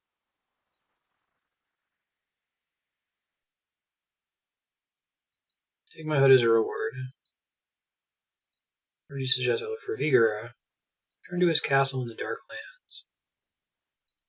Okay. That sounds like Mauritania.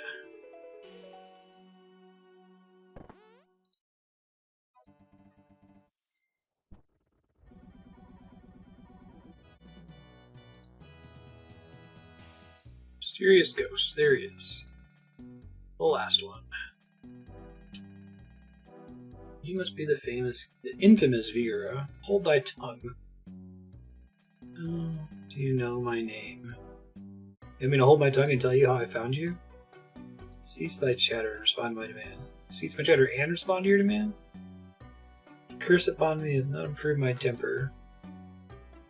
Actually, about the curse, I came to speak to you. How do you plan to break the curse? Learned your name from a mage called Dalek, trying to find out exactly what caused the curse to befall him. The weak-willed mage is cursed along with me. I assume Valdez, Renard, Karim, and Laniso are also cursed. Well, the curse cut deeper than I'd previously thought. It was probably a ray of sunshine in an otherwise dreary millennium. Tell me your story. What exactly happened on that day you were all cursed? Valdez discovered the staff of Armadillo was robbed by Renard, and then sent Karim to tell the Zamorak of it. Musa heard of the sale and informed Dalek he placed an enchantment upon it so that its power would be hidden. I don't know what happened to the staff to cause the curse. Count a tale that day. I was one of the few actually there when it happened. My Lord Zamorak first got his taste of godhood. Wow, sounds like a dinner party anecdote. That's funny. Affiliation lay with General Zamorak, a mighty warrior of the Majorot tribe. Okay, so this is... I didn't realize Zamorak wasn't always a god.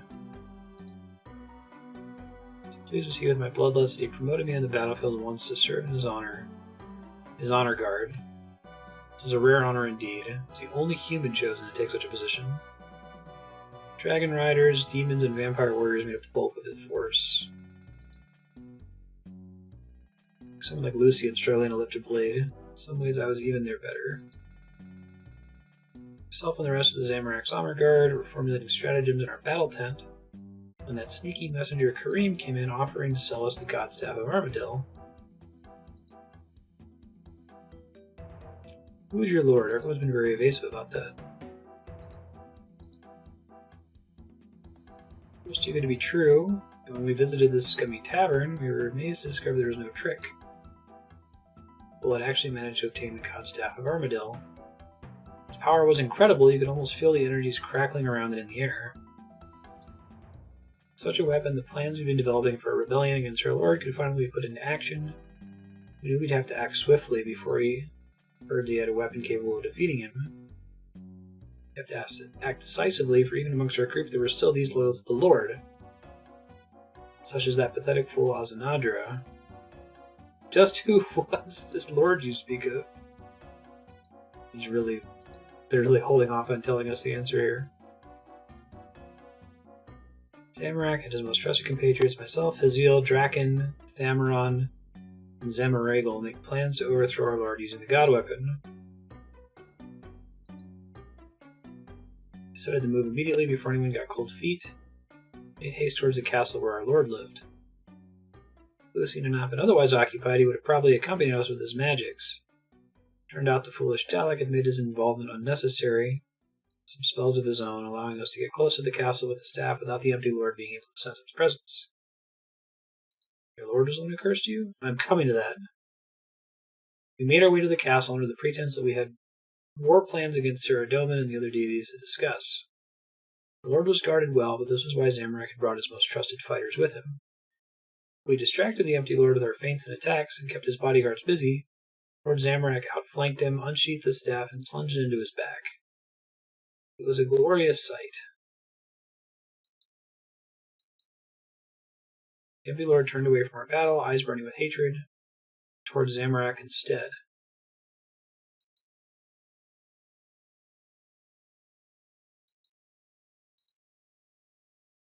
The Empty Lord versus Zamorak in single combat. The Empty Lord was a powerful god, stronger than any of the others awake at that time, probably even as strong as Guthix. Zamorak was just immortal. The Majorat warrior all the same. All the strength and power that entailed, but mortal nonetheless. Flurry after flurry of blows, he rained upon the Empty Lord, and the very castle walls shook and quivered with their power. Even with the weapon of a god embedded in his back, he fought on. Then a miracle happened, or luck or natural justice. Call it what you want, but as the Empty Lord's hands wrapped tightly around Zamorak's throat, Lord Zamorak, kicking and screaming defiantly and radiant in his anger until the very last, plunged toward the Empty Lord, who seemed to have lost his footing slightly, fell in such a way that the staff plunged deeper into his body, but also impaled Lord Zamorak with it. And then nothing. There was a sudden flash of light, a sudden blink of darkness. Zamorak stood over the Empty Lord, who was slowly fading from existence. As he faded, it seemed as though Zamorak became more real. As the Empty Lord faded, I heard his voice, almost a whisper upon the wind, cursing all those who helped Zamorak in his victory.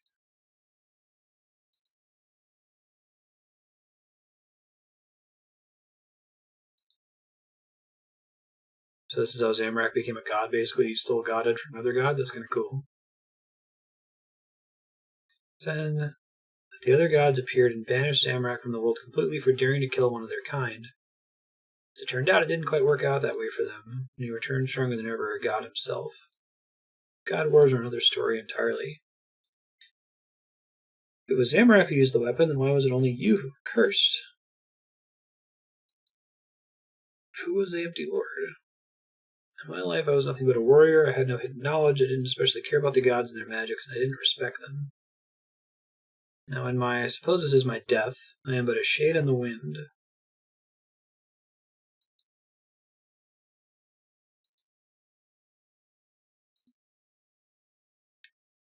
Magic runs through the veins of the Majorat and the vampires, but not for him.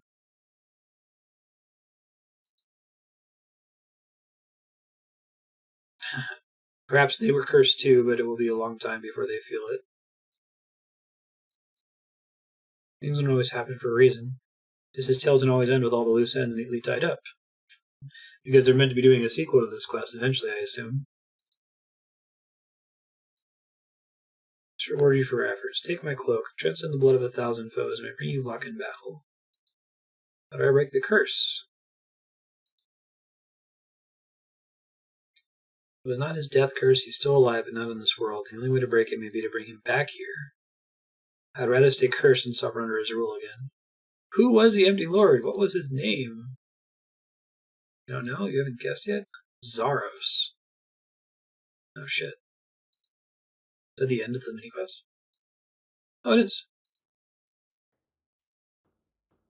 Feel the name of the Empty Lord. Zaros.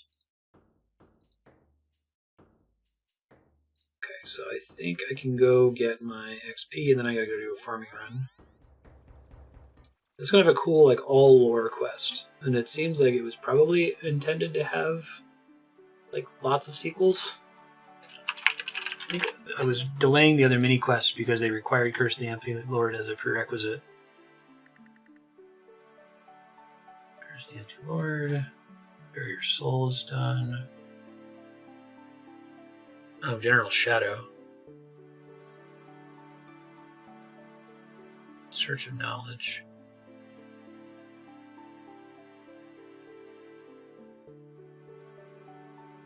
I think we established that in search of knowledge isn't going to be one that I can do.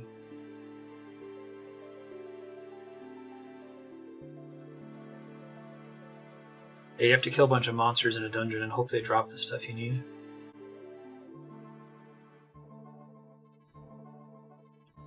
Maybe I can do in search of knowledge. It might take some time to finish, but definitely can't do Mage Arena 2 though. That's not happening.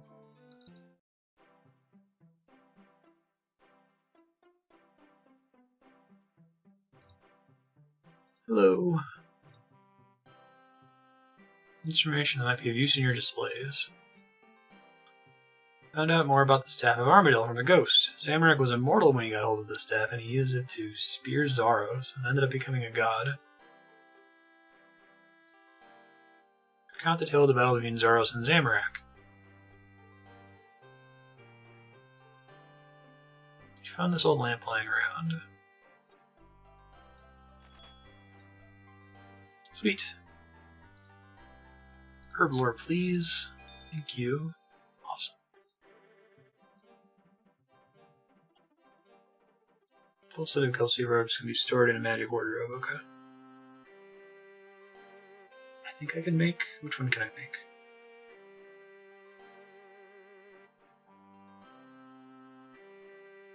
Carved teak.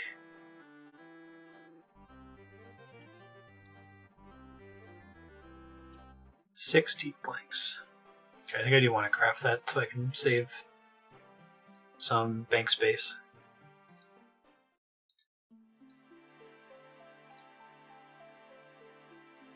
We can pause this shit real quick. We'll go do a farming run. I'll go try to make this magic wardrobe. We'll bank this armor set.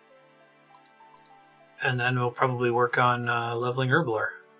We're super close.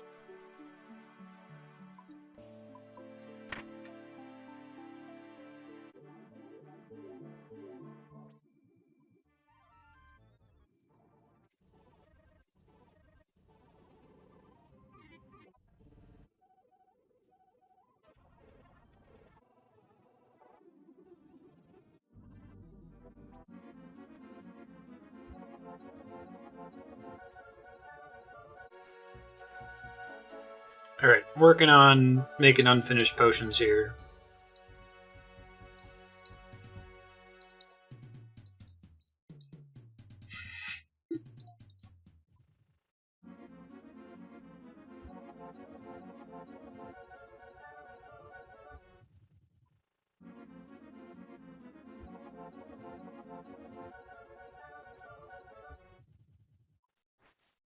I'm going to set aside the Lantidime potions until I get one more level so that the boost will last a little bit longer.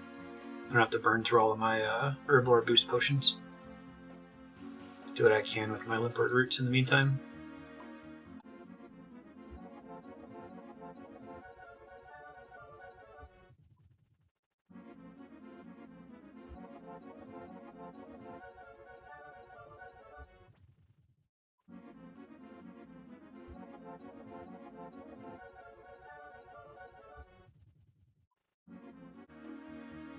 Hey, there's Herblore 74. Now make Antidote plus Mix and Divine Ranging Potions. That's actually useful. Once I get a good stash of Crystal Dust, which I should probably do before I start Dragon Slayer in earnest. Run some more Volcano. Okay, so now I want to make my Lantidime potions, magic essence potions, whatever. Let me get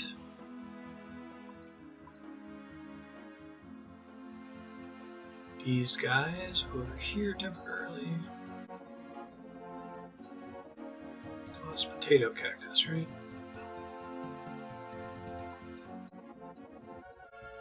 Oh, son of a bitch. Out of bank space.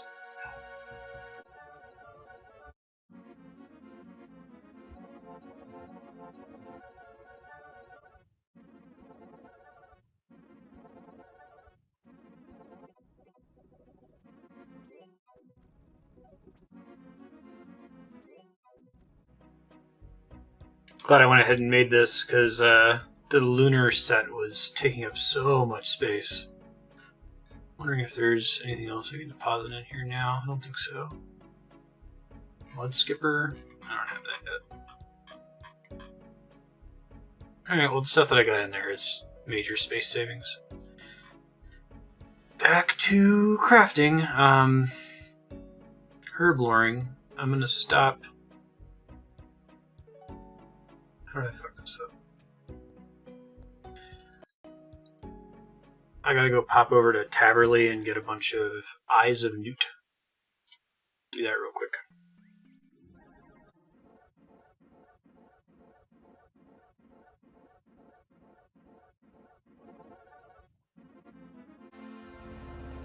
Apparently have 2 million gold worth of bird nests banked, so we should be set.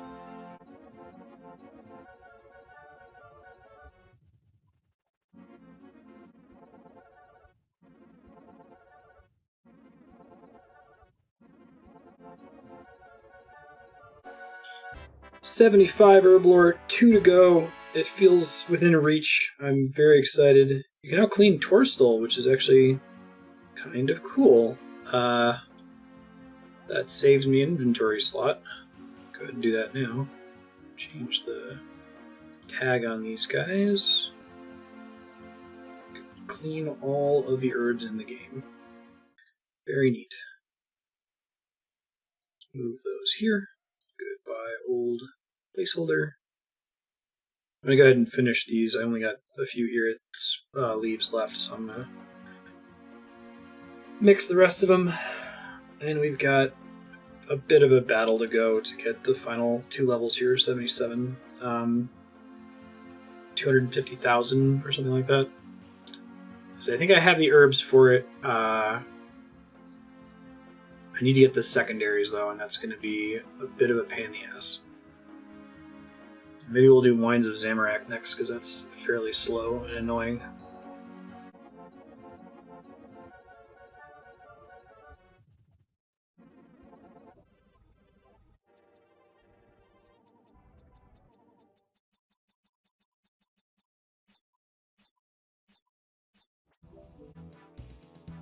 Alright, just to keep my sanity, I'm going to mix the potions each time I come back with these wines. I'm also going to take a short break after this first round here.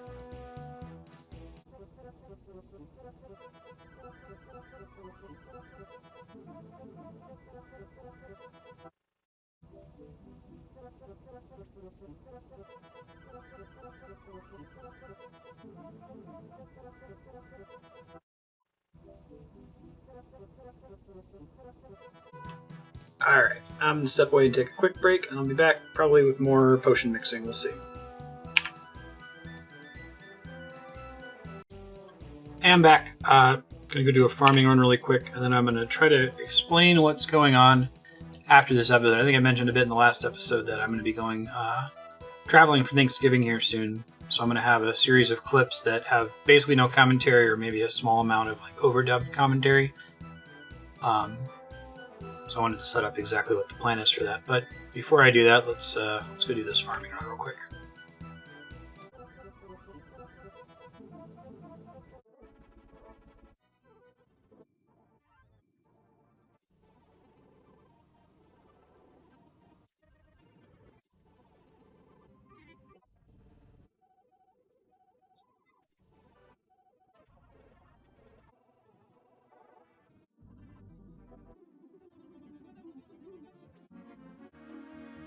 Okay, farming run done.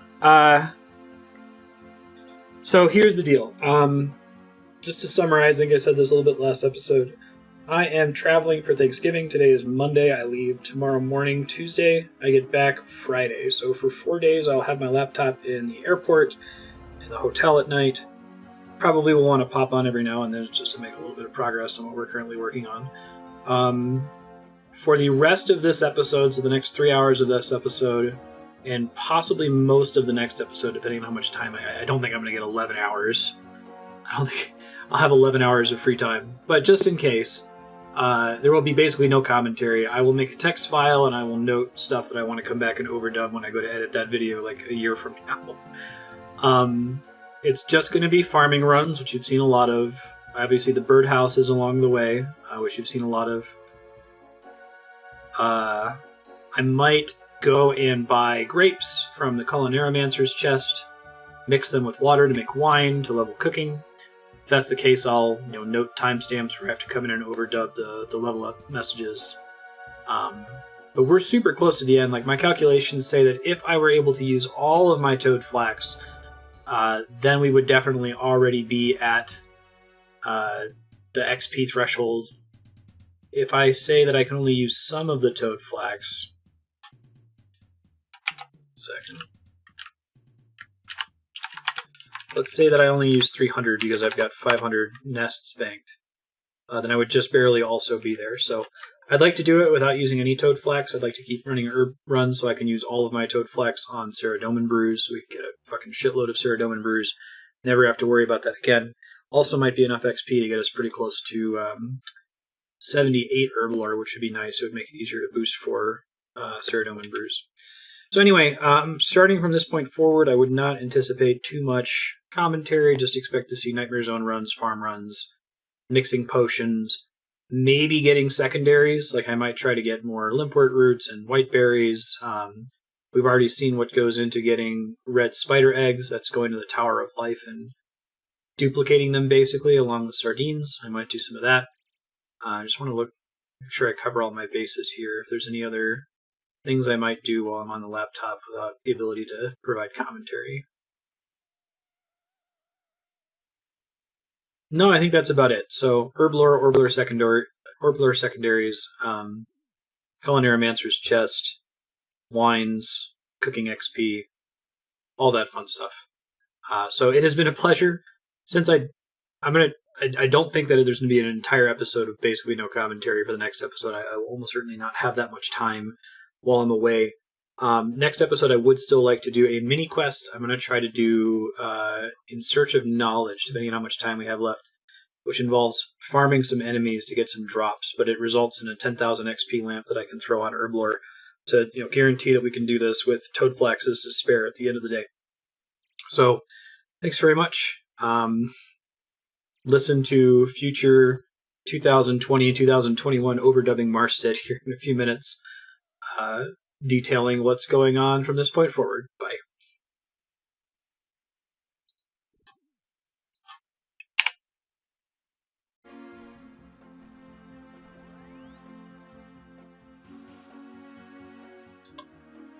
I had time before going to bed, before the trip, to go do one more farming run and to pick up my daily Nightmare Zone stuff. So the thing I just said will be true after this farming run is done. And then you'll probably see the resolution drop and all that fun stuff. See ya.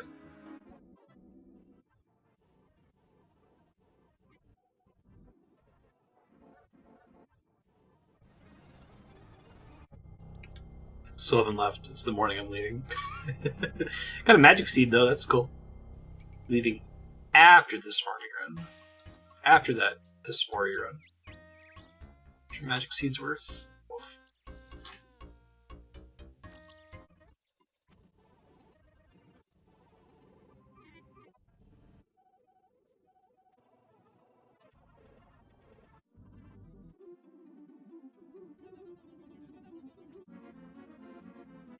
Hey folks, as I think I just made clear in the video, this is future Marstead talking from March 6th, 2021. At this point in the recording, I had left on a Thanksgiving trip. Now, this was in 2019. This is before coronavirus, so it was a responsible Thanksgiving trip. It definitely didn't go anywhere for Thanksgiving of 2020 last year. But I did make a text file with a bunch of notes. I'm not going to try to sync it up with the fast-forwarded section here. I'm just going to read the contents of the text file. I actually technically have two text files because this includes what I recorded as episode 106 and 107. So I'm going to do my best to merge them here. Bear with me as I read aloud. Okay. This is a post-recording dubbing from a text file I created. I managed to get a lot done on the road for my Thanksgiving trip. It wasn't super efficient because I was on a touchpad instead of a mouse, but we got several farm runs done, picked up daily stuff, got close to 76 thieving, got some Hespori seeds in the process that I will probably end up running silently in the next episode. I don't know if I did that or not. I don't remember. At the time of the recording, I did a calculation, and assuming that I used all herbs and don't touch any Marintil or Toadflax, I would be exactly level 77 with the remaining banked herbs. That was super exciting because Marintil is kind of untenable since it needs Swamp Tar, and I didn't have an easy way to get Swamp Tar. Toadflax I was wanting to save for Ceradomin Brews. Since that meant Herblore would be done, I decided to slow down on farm runs, starting with the next episode. It's going to try to get some extras of higher herbs so as to avoid having to mix hundreds of low XP gloms. I think I continue doing a few extra farm runs above my calculation. Thought about planning to do cooking 89 or 90 with grapes, maybe gather secondaries needed to actually level Herblore, like red spider eggs and so on.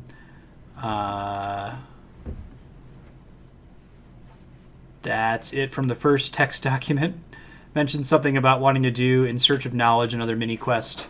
The next text file just kind of repeats the whole thing about getting to Herblore 77 without Marintils or Toadflax.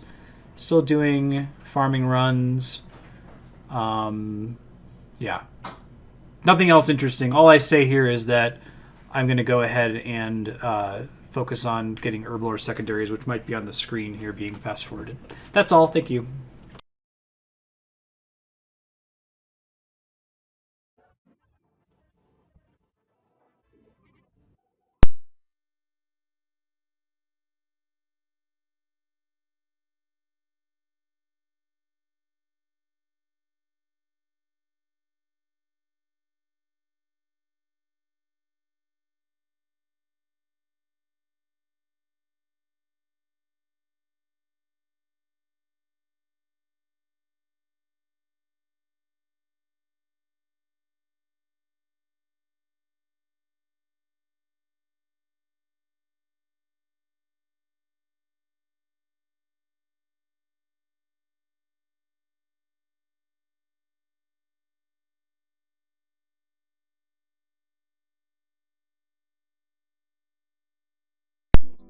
Hey, good morning. I'm back from my Thanksgiving trip. I actually didn't end up playing all that much, which is good. Like 3.5 hours or so. So I'm sure I added some overdubbing explaining what was happening, but pretty much did farming runs. I think we did a Spory run. Picked up Nightmare Zone boxes, that sort of a thing. Speaking of Spory, I do have a Spory attempt set up, so I'm going to go do that here in a second. I did the calculation while I was gone, and I now have enough herbs in the bank to get to 77 Herblore without touching my Guam, Marintilla, or Terramin herbs, which is nice because they don't give very much XP. So if I just do Hairlander and above, I'll get it. So I'm going to work on that, and as I mentioned at the beginning of this episode, I would like to do the In Search of Knowledge mini quest, which is going to involve farming an enemy in a dungeon in Hosidius for a while. Fortunately, though, that enemy drops red spider eggs, which I need anyway for leveling Herblore, so it shouldn't be too bad to get like 12 pages or something like that in order to be able to finish. So that'll be the immediate goal here. I'm going to stop doing farming runs, at least take a break for a little while. I might continue to do birdhouse runs because they're fast and easy, and the more Toadflax, Ceradomin Brews I can make, the better. Let's see if I can fix the GPU setting here. Hold up. That's more like it. What else automatically got shut off when I switched to my laptop? Boss timers. I don't even know what comes with boss timers. It's not configurable. Chat filter, league icons. Turn that on, I guess.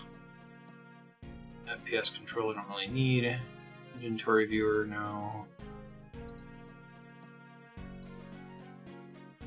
Low detail, metronome. Team cape, stretched mode.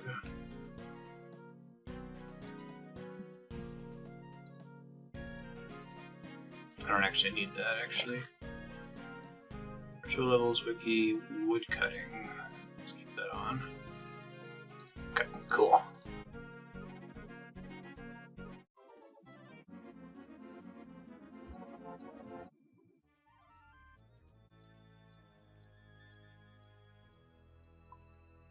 One thing I do want to do eventually, I can upgrade my Salve Amulet so that it works with ranged and magic attacks, and I think I'm going to want that for Dragon Slayer 2.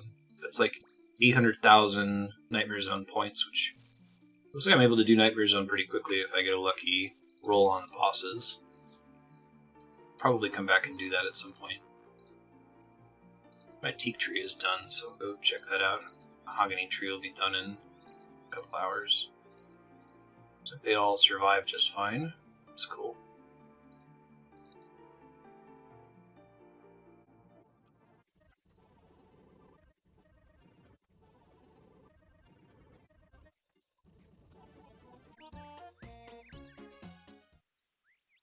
Alright, let's do this spory fight. Maybe we'll get the bottomless compost bucket after I'm done with doing all these farm runs. That'd be perfect timing.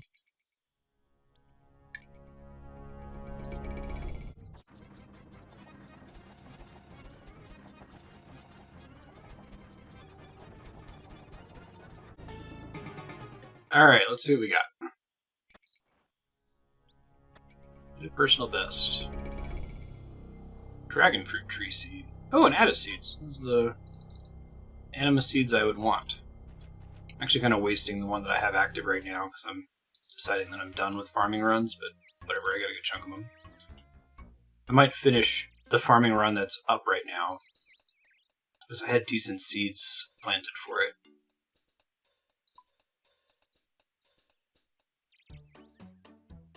Yeah, why don't we do that? If I can get it down to where the only seeds I have banked are Toadflax, Terramin, Marantil, and Guam, that would be just fine. I think I can do that in like 2 more farming runs max.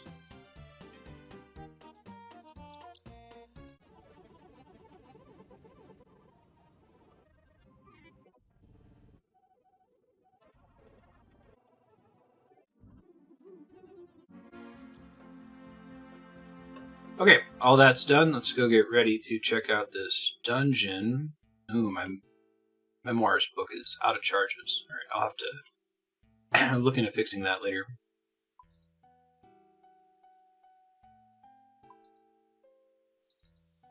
I think I can do this farming with melee, but if that doesn't work, I guess I'll leave and switch it up.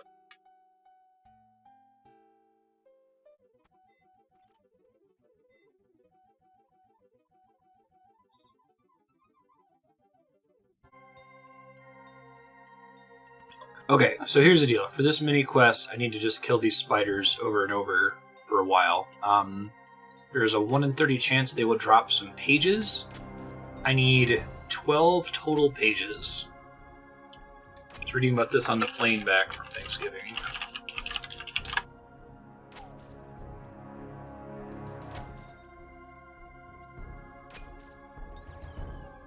We need 4 Tattered Sun pages, 4 Tattered Moon pages. Oh, this place is multi-combat. That's not good.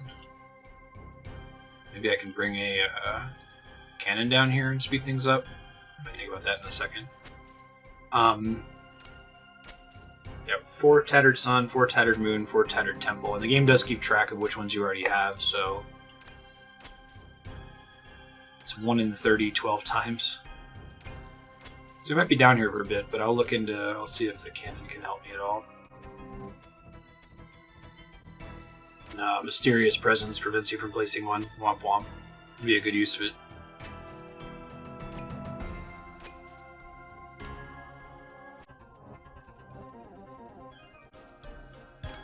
It's got our first page, a Tattered Moon page.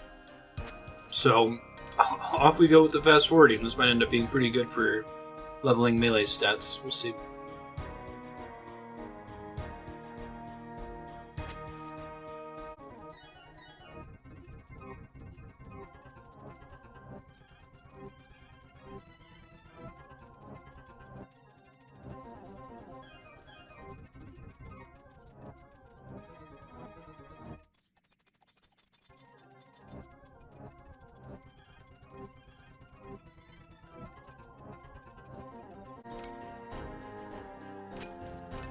And you got our second page there. Very nice.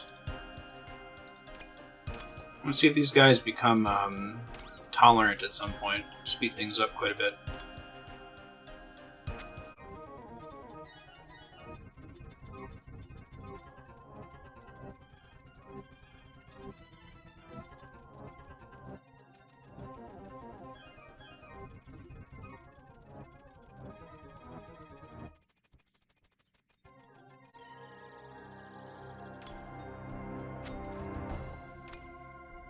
Hey, we got a hard clue scroll.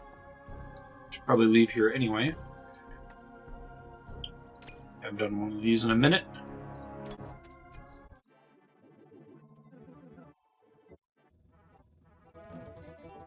So this clue is in the wilderness, and it's actually in a fairly dangerous part of the wilderness when people are about to go in to go fight a boss. So I'm a little nervous about that. Hopefully I can get out of there, not get jumped. Still have non-clinical PTSD from when we were doing Dragon Bones. Fingers crossed.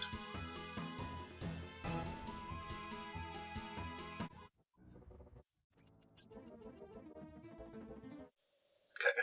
Someone else did spawn in with gear, but I was able to world hop. I don't know if they were PKers or not. Got my clue. Royal Seed Pod, my reward for Monkey Madness.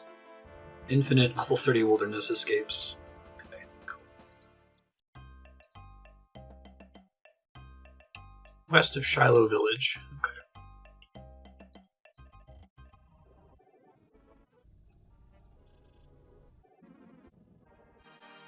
Well, this is the first. I just got the same step twice in the same clue. I don't think that's ever happened.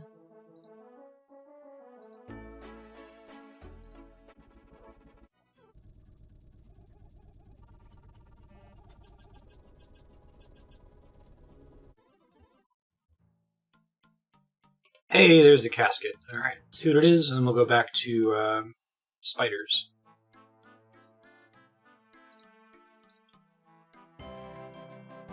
$267,000 coins. Some teleports, rune skirt. Is that like god bracers? Ah, okay. Those would be nice if I didn't have Barrow's gloves, which are better than everything. But I'll hold on to them, that's cool. Need a little reward.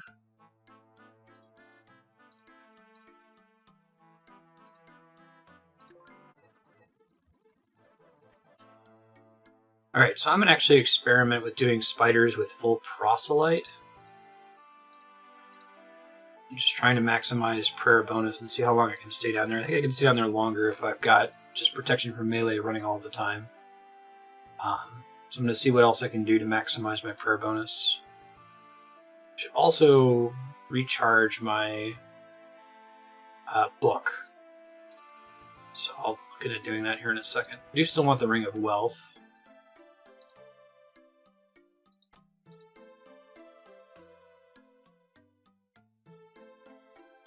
I don't have any god boots, so I can't get prayer from that yet. I think I still want the strength bonus from the Amulet of Strength.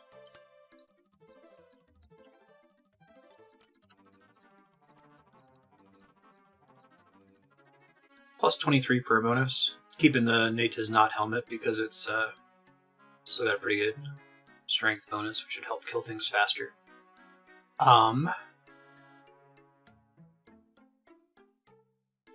I gotta buy some runes, so I'll do that real fast.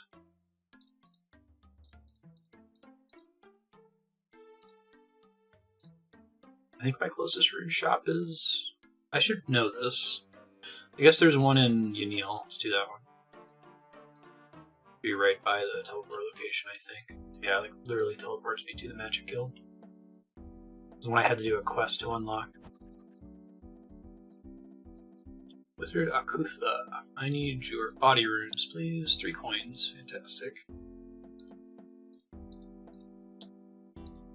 Still 3 coins. Still 3 coins. See how many I can buy before the price goes up. Probably a lot.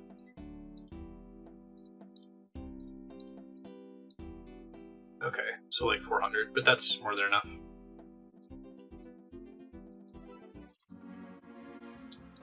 Soul and mind runes, that's right. It's body, mind, soul, law, I think. Let's bring the book itself.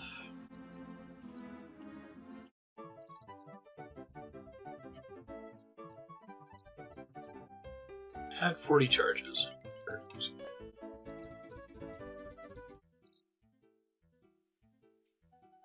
The entrance is actually pretty close to the bank, so I can just walk out of there when I need a bank, I guess.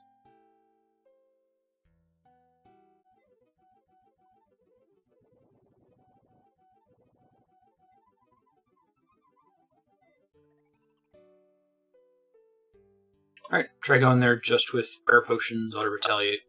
Put myself in the middle. Didn't look like they ever became tolerant, so. Like pseudo AFK this. Pop in and turn my prayers back on every so often. You need to loot though.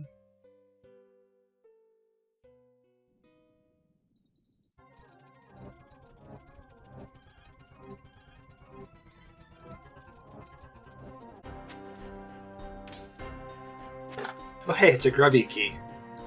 I remember Googling this before. The Grubby Key is needed for opening up a chest that has a chance of dropping like 2 doses of Ceradomin Brew.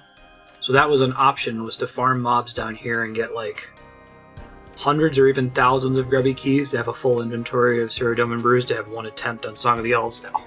Glad we didn't go with that.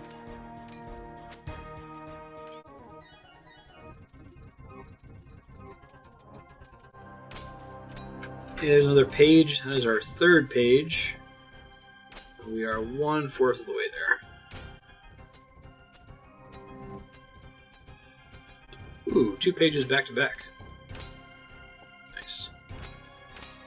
This is actually somewhat comparable to the race to get 12 magic logs from Nature Implings.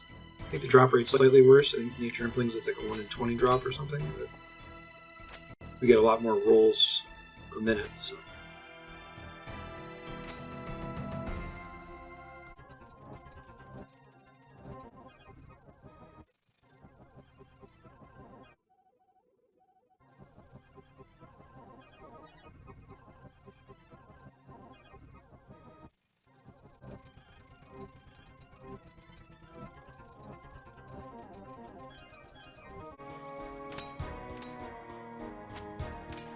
I'm actually getting a ton of Grubby Keys to drop, and they're a much lower drop rate than the pages that I'm here for.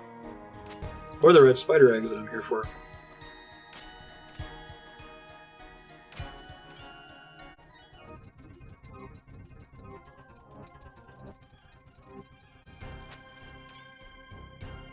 There's a page. Tattered Sun page. Got it.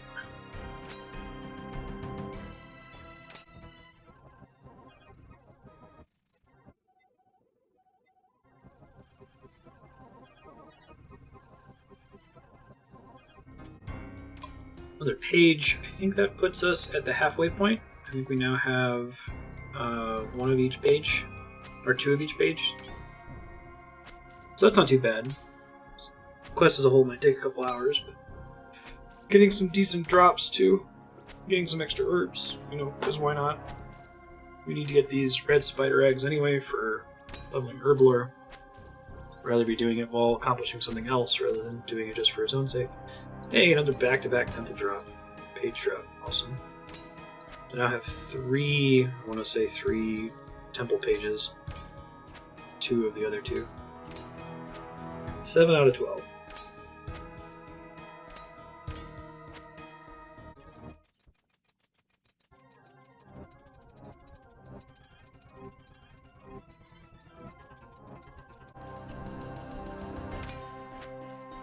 Another page, 8 out of 12. 4 more to go.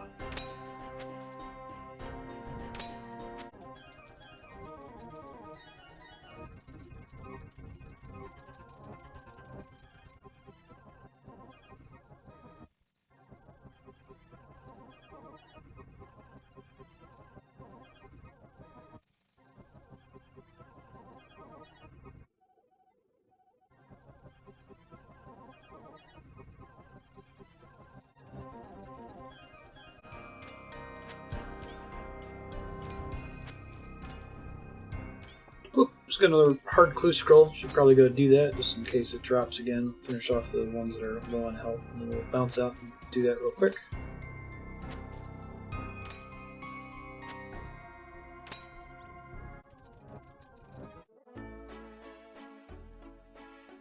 Great. Wilderness Agility course. At least I'm not likely to get harassed there. Been unlucky on pages. I got like 2 or 3 almost in a row, and then I haven't seen one for a while dry.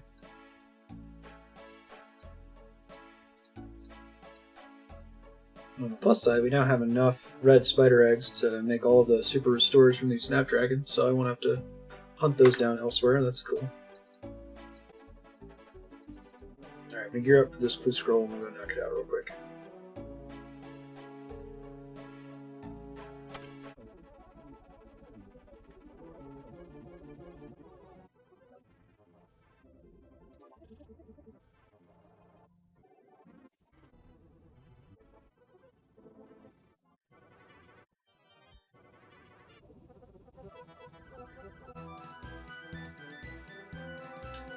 Alright, we'll be getting the casket. Let's find out. 77,000 coins.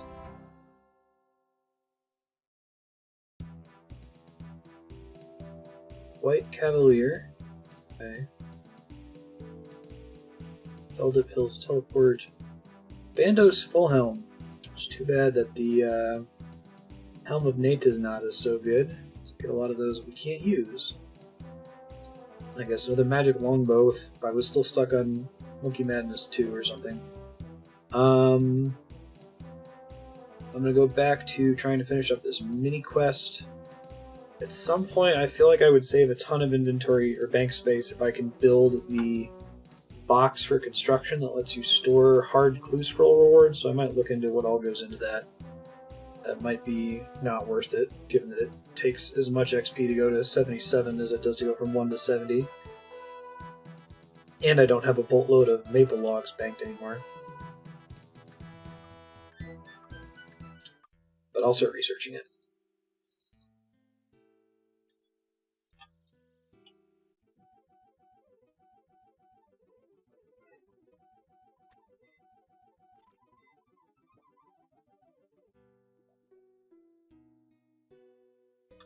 Yikes, it's 84 construction to get the ability to store all clue rewards. Like, they just kind of skip over hard clues. So I'd have to get to 76 to boost to that. Crystal Saw is +3. Spicy Stew is +5. So that's a little bit less than all the XP I've ever earned for construction up till now. Gross.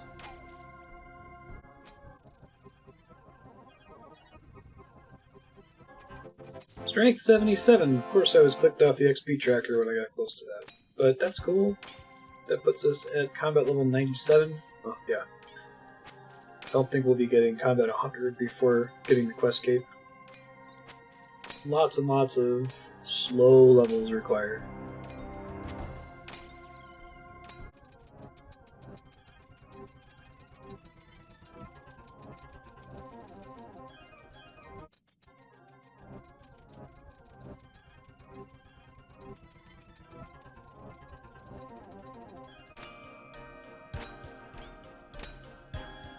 Hey, been dry for a while on pages, but there's another one. I think that means we now need 3 pages.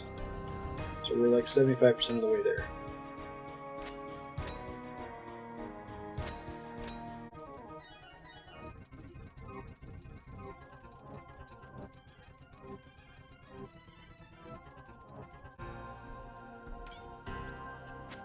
Alright, another page almost back to back. 2 to go.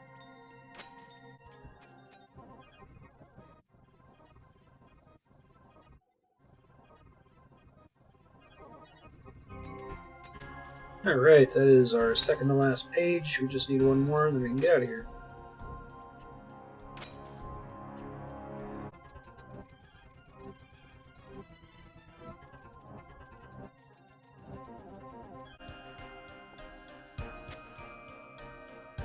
This particular run, we've gotten 2 Snapdragon Seeds, which is pretty cool. Trying to decide, I guess we'll see how many Super Restore doses we end up with. It might still make sense for me to keep planting those, even though they're worth so much money. Because if I need money, I'll just go do Zelkano.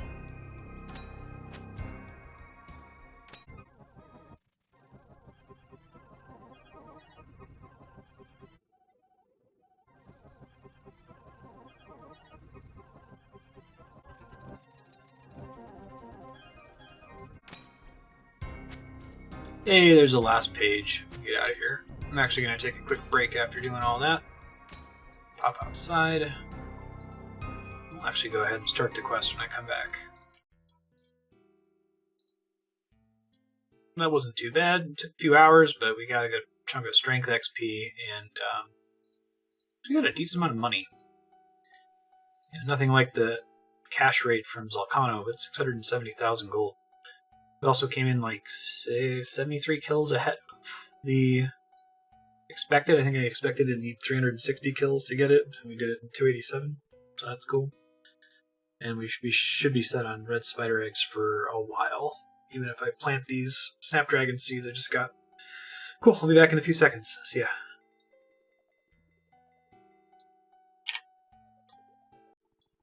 Okie dokie, I'm back. Let's finish this mini quest, and I'm going to start working on Herblore Secondaries.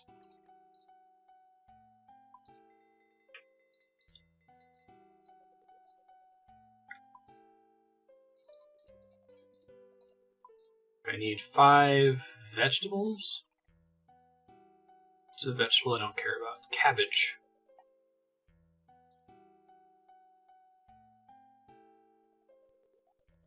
Okay. I'm going to keep my current gear, I guess. Bring more runes just in case.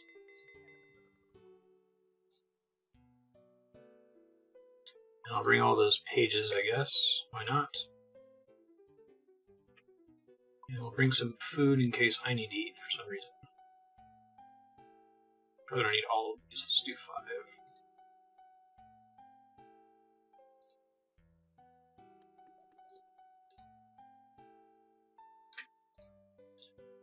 Okay, away we go.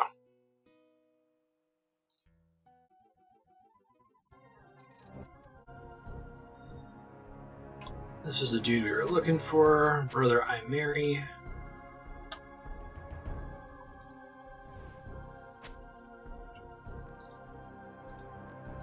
What's up? Injured while exploring. Can you serve me some cooked fish, meat, or vegetables? So happens I have some with me.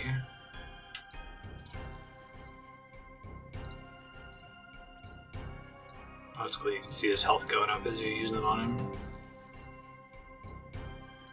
It's like Dream Mentor.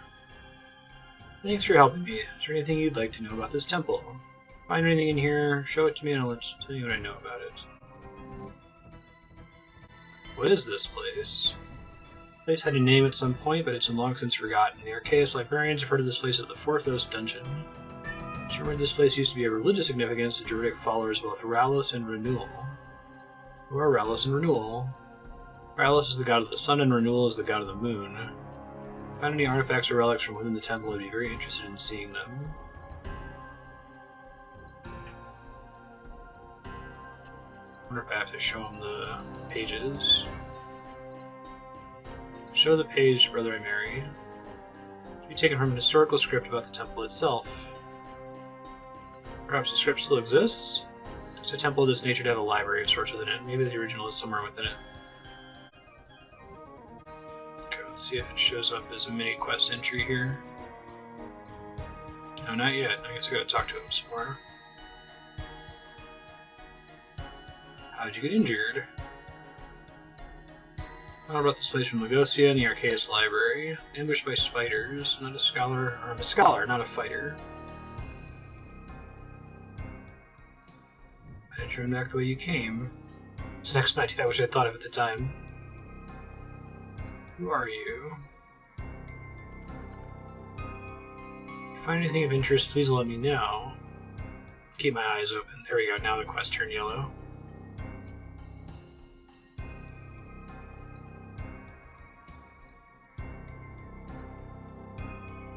Find any information inside the dungeon. Protect from magic in here, apparently.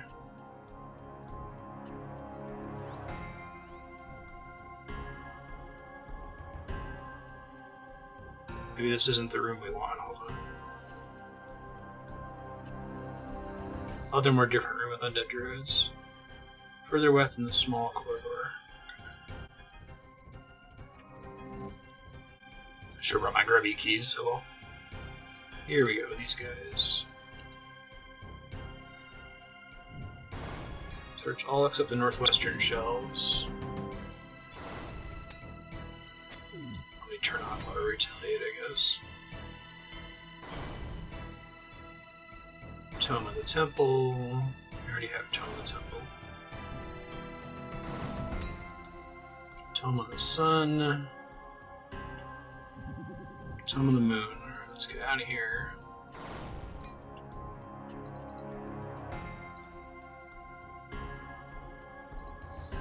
Add pages to the tome. Perfect. Gosia might be interested in this.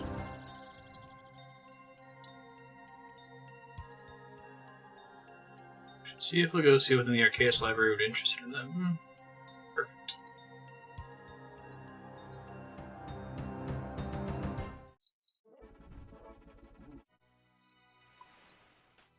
Arceus library.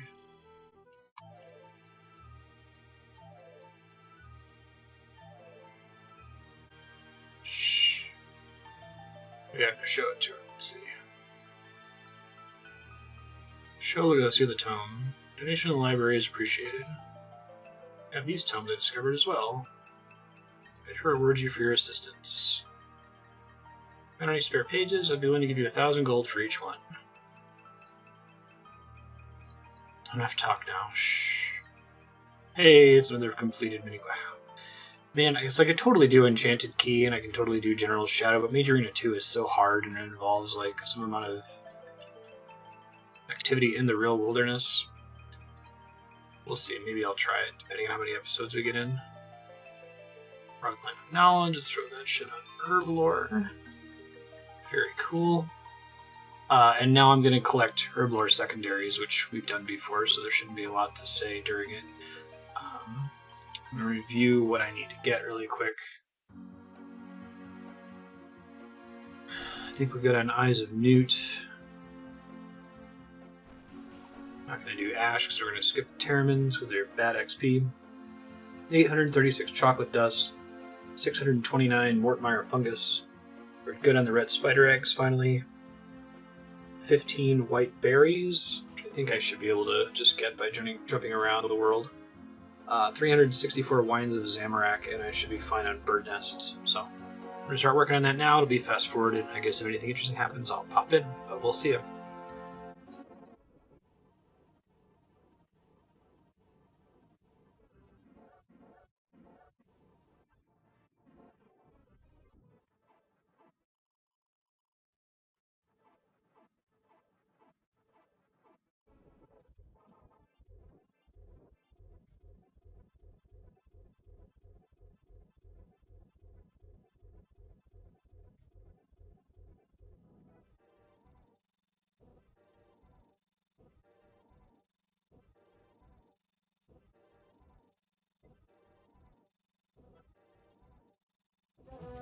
Alright, I finished collecting every secondary that we need to get Herblore 77. We will do that next episode. It's been a treat. Catch you next time. Next episode we're going to do probably a mini quest, the General Shadow, just so I have something to title it. Finish getting 77 Herblore. I'll make all my Ceradomin brews, and then we are going to go hard on focusing on paying back everything from the Tin Man project. Thanks for watching. We'll see you next time. Bye.